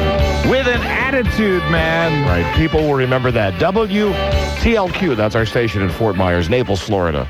And we are just waiting now for the arrival of Marilu Henner. What's going on, guys? I hope that she wasn't serious what she said to you in the hallway. That she wanted to turn the car around. I think she was, but she's here, and that's important. And here we go. Super producer Charles Broyhill bringing her in only 5 minutes late. Here she is. Hi, Marilu! Oh, my God. No, not your fault. His fault. Not your fault. His fault. We're mad at him, not mad at you. You know what's really funny? Mike and I met in the halls. Yes. And I told him that just as you guys were saying, is Marilu Henner turning around in the car at this point? That's about when I was saying, shouldn't I turn around and go back? Listen, that's our friend Dennis, and our newsman is away, so we had him fill in today for news and Dennis. comment. He's been with us for 13 years. Oh, well, that's nice.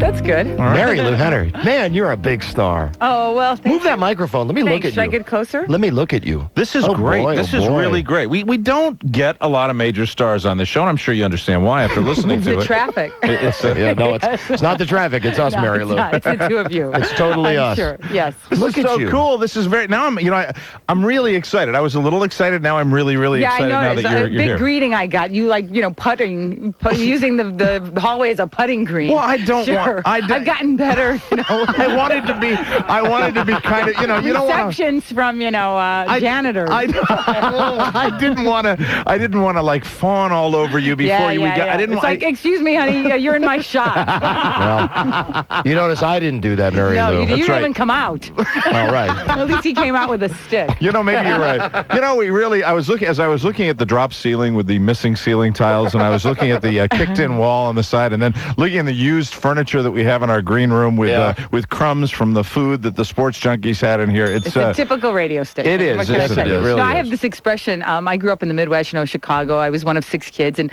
my family was like a big hamper. So I always use the expression hamper, like, oh, that's so hamper. You know, it's like having a $400 silk blouse, but you have a little grease stain, so you put a pin over it, or you That would be hamper. Hamper. Mhm. You know, or you have a sunglasses and you use a pin when they break, so that would be hamper. You know, we had a phone cord that was never fixed, so you'd have to hold it while you talked on the phone. Hamper. This Can I is just- Hamper Productions. I just want to say something right now. What? You're really pretty. Thank you. Yeah. Thanks. Yeah, Thank you are looking, as Magic Johnson would say, you are looking too good. Well, thanks. You know, Thank you very unlike like all the other people on Taxi who have grown older, you Yeah. know, you don't look older. I don't look older. You know what? It's because of my book. It's because of my program. It's because of how I take care of myself. I was talking earlier that you're in town basically to hawk your book, which is a fitness book, right? Right. Well, it's not just fitness. It's health. It's attitude. It's all kinds of stuff. For every question that you answer of ours, we'll give you a plug for your book. Oh, okay. It's kind of a You can ask trade-off, me 'cause anything. No, it's fine. No. that's I the mean, reason you're here. That's not the only reason I'm here in Washington. Actually, the reason I'm here in Washington To is do because my our show. husband. Oh yeah, to do. Yeah. Right. To do. My husband is here shooting a Tom Clancy miniseries for ABC, and so he's shooting in town. So the kids and I came down with him, and I said, "Well, I'm going to be in DC, one of my favorite cities, and the people at HarperCollins are only too happy to have me talking about my book. So Cool. I'm here doing a book signing tonight." You squeezed out kids? How many? Two little boys. I have a 4-year-old and a 2.5-year-old. Amazing. You know, I should have brought my wife down today just to take a look at you. I was ogling. Did you catch me just a second there? You know, when you said that, I just immediately, it's like, man, it's... He's checking it out. Yeah. So I have a little boy, little 2.5-year-old, and a little 4-year-old. All right, first question. What question? Okay, about Taxi. Okay, go ahead. Or maybe I want to talk about Bert first. Okay, sure. Do you whatever want to do Taxi first and then Bert second? We can go or... chronologically. I mean, All right, Taxi first, then Bert. Okay. Okay. Although you were in the movie with Bert, The Man Who Loved Women. But not was... before Taxi. Oh, That was Taxi right was after first. Taxi. And I should preface all these questions where you wrote a book. I did. A bio. I did, my first book. Where you talked about, your liaisons. Certain boyfriends, with, but I mean, I only talked about the people that I had already been linked with in the press. Okay. And so it was kind of hard not to talk about them. Plus, if you're telling the story of your life, right. It's important that you mention the important people. And believe me, anybody I mention better mention me in their books. Right. You know. So you were boyfriend and girlfriend, I'll put it that way, with everybody on Taxi No. except Danny DeVito? No. That's what we have 2 heard. people in 5 years. Come on. All right, hold on. Let's see if we can guess the 2. Only 2 members of the cast. Well, I know one. In 5 years. Couldn't have been Danza. It couldn't have been? Well, he's not your type. Please, Yeah. he's not your type. Yeah, I don't like the kind that clears off the kitchen table. You're right. Oh, so is he one? Is he one of them, Mary Lou? So Danza I didn't say that. Danza is one. You All guys right, then. are blushing. The second one, it couldn't have been Jim Ignatowski. Hold on, let me guess. If you know. Well, you knew already. You didn't listen to me. I told you it was Judd Hirsch. It was Judd. Oh, what were you thinking? And if I remember, I'm working solely off of memory here, but if I remember correctly, didn't you mention something in the book about the quality of Judd Hirsch as far as I the? don't know if I said quality. I mean, but you know that he was a gross, good, Mary Lou. Great guy. he was gross. No, he is a great guy. He is a great. I got to see all those guys a couple weeks ago because we just worked on the Jim Carrey movie where Jim Carrey is playing Andy Kaufman. Right. It's called Man on the Moon. It's being directed by Milos Forman and the same team who put together People versus Larry Flint. Ah. So, now, you never so did. I worked with them. I mean, you were never boyfriend and girlfriend with Danny Kaufman. No, never. Lotka No, Gravis, never. Just Tony and Judd. Jim 5 years. Ignatowski, no, never. No. Oh, that I'll give you the Judge Hirsch that maybe you had a weak moment, but Tony Danza. Tony Danza's so cute. Oh gosh. Buck. There is nobody in the world who that hears that maybe I had an affair with somebody on Taxi that doesn't say, okay, we know Tony. That's like a given. I must be the one the odd he's guy. a doll. No, he's See, I think what you're dealing with here is you're dealing with the Tony Danza thing that you have, which is where you have a thing about Tony Danza where you do that impression of Tony Danza. do? Okay. Okay. Oh, Angela. What do you think? It's pretty good. Weak. Very weak. Well, I didn't make And love with also, him, okay? I will say this for him because this is true.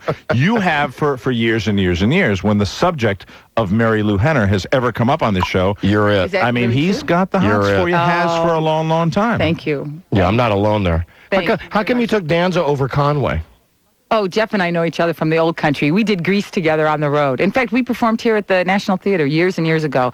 I was in a company. This company was so cool. I was in college. Well, actually, I was in high school when a friend of mine wrote the show Grease in Chicago. So we started performing it in a converted trolley barn. It was this like tacky show that we did. And the show all of a sudden went to Broadway. I was just starting college at the time. And the guy said to me, oh, do you want to come to audition? I said, no, I really want to stay in school. And then when the national company came up, he said, you're going to be kicking yourself in the ass if you don't come to New York right now and audition for the part because we haven't cast your part yet. So I was on my way to class. I threw my books in the car. I took off for New York. I auditioned. I got the job, and I showed up at the first rehearsal. And then they gave me 15 hours to go home and pack up my whole life. But this first rehearsal had in it Jeff Conaway was going to play Danny Zuko. Right. John Travolta was playing Duty. Michael Lembeck, who's a famous Emmy-winning director. Yes, Duty. My boys, 2 and 4, their favorite word, poo-poo. Poo-poo. Oh, we like it too. Poo-poo man. Yeah, everything is poo-poo this, poo-poo that. Anyway, so it was also Jerry Zaks, who's a famous Broadway director, Tony Award-winning director, and Richard Gere, who was rehearsing for the London Company. But it was like a great group of people, and yet nobody was anybody. It was just a bunch of Richard actors. Gere ever hit on you? No. We're kind of one. We have a kind of. That's all you guys want. Where's my bell to ring? Right, And besides which, I've answered 3 questions. Now. You haven't mentioned my book. Plug. Go ahead. Here's your plug. No, here's my book. My book is called Total Health Makeover, and it's called 10 Steps to Your Best Body. BEST for balance, energy, stamina, toxin-free. Makeover sounds like just for women. No. It's not a chick book. Okay. Guys love this book because they're great pictures. You guys don't have it in front of you. Any pictures of you in the book? So cool. I'm going to get these pictures. In fact, there's Sarah's out there. She came with me and she has a book. You have to get a copy of this book. Here it is. All right, here it is. First of all, let's just look at the back cover for a section. Let me just look at you. Can I see the second? Look at that. Look at that. And look at my back picture. Oh my God, you were a pig. I was a pig. Wow. Look at this. Look, see? Look at that. She looks like Scary Kathleen. No, you know what I look like? I look like the Kool-Aid pitcher. I want to tell you something. I would still have taken even in that picture. He is fat and bloated. Look at you. Thank you. And you were in that the Broadway show Chicago I was for a while. Just recently. Oh yeah, there's some cool pictures in there. And you have to be in incredible shape to do that. Yeah, I did. Why'd you have to put a picture of your husband in this book, Marilu? Oh, I'm sorry. Well, yeah, he needed, he saw the book and said, "There's no pictures of me." Oh, there's Danza, of course. Now that I know that he's been your boyfriend. Yeah. Should have figured out. There she is with Danza. And my 2 kids. See, see that company over there? There's Johnny, and there's Jeff Conaway. Yeah. Here we go. See, isn't that cool picture? That's when we were doing Grease. Okay, hold on. Now see, up and down. Oh my God! See, now you see the yo-yo dieting years. Oh, who cares? Look at that picture. Yeah, that's a good picture. Oh my God! Statuesque is the word. This one's now. What are you doing in this picture, Marilu? I don't know. Oh boy, that's. But see, then I'd put it on, then I'd take it off. Then I figured it out about 12 years ago, and so there's been no turning back. Okay, so we've talked briefly about the book, and I wanted to ask you one question. Go ahead. That's a good picture. Danza. That's a good picture. Hold on.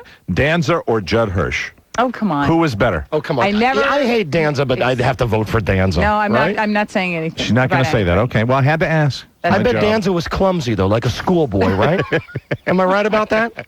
Not really knowing what he's doing? Yeah, we're fascinated. I bet Hirsch tried harder.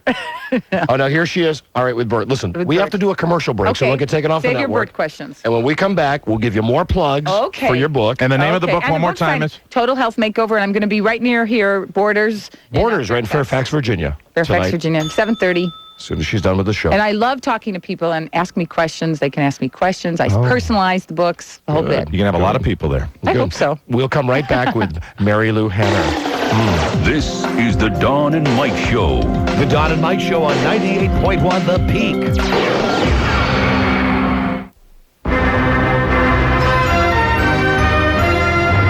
Good afternoon. Spend a summer night. Come on over to our house, 7 Oaks. Chef Liz Minetta is ready to cool off with her new summer menu. Dance the hula with the Hawaiian tuna, or do the two-step with a 3-cheese shrimp ravioli. For those who can never have enough choices, try one of the weekly specials. Meet us under the shady oak trees Thursdays and sway to the music of A Class Act. Don't miss out on the swinging, swaying, and sipping on the veranda this Thursday and every Thursday, as long as the summer is long and hot. Come on over to our house, 7 Oaks Restaurant. Open for dinner Monday through Saturday, 6 to 10 p.m. Call 232-1895. Come on over to our house. Come on to my house, I'm gonna give you apple, plum, and apricot. What's got you in such a happy mood? Gum's about. You can call Don and Mike anytime at 1-800 636-1067. They're ready to believe you. Come now, you speak as if they were a gaggle of slack-jawed yokels. You'll laugh till you crap your pants. The Don and Mike Show. You cream your hands, don't you, Marilu? Right? Yes, how did you know? Because I just shook your hand. You shook my hand, yeah. It's just in the car. It's so dry here because of all the air conditioning. Yeah, I like that. You playing that little fantasy in your head right now? Yes, I am. You read my book, went to the bathroom, and commented on how I creamed my hand. You know, you did. You looked at the pictures in her book, and then you did go to the bathroom. I had to pee like a racehorse. Listen, we have some telephone calls for you. Oh, you do? Yes, and then we want to ask you about Bert. Okay, go ahead. But first, okay. See, I'm going to balance it out. Now, here's a girl who read both of your books. Okay. Her name is Melinda. Hello, you're on with Marilu Henner. Hi, Marilu. I have two questions for you. Okay. First of all, is it okay to drink skim milk? This is the Don and Mike Show. The Don and Mike Show on 98.1 The Peak. 98.1 The Peak. Well, yeehaw.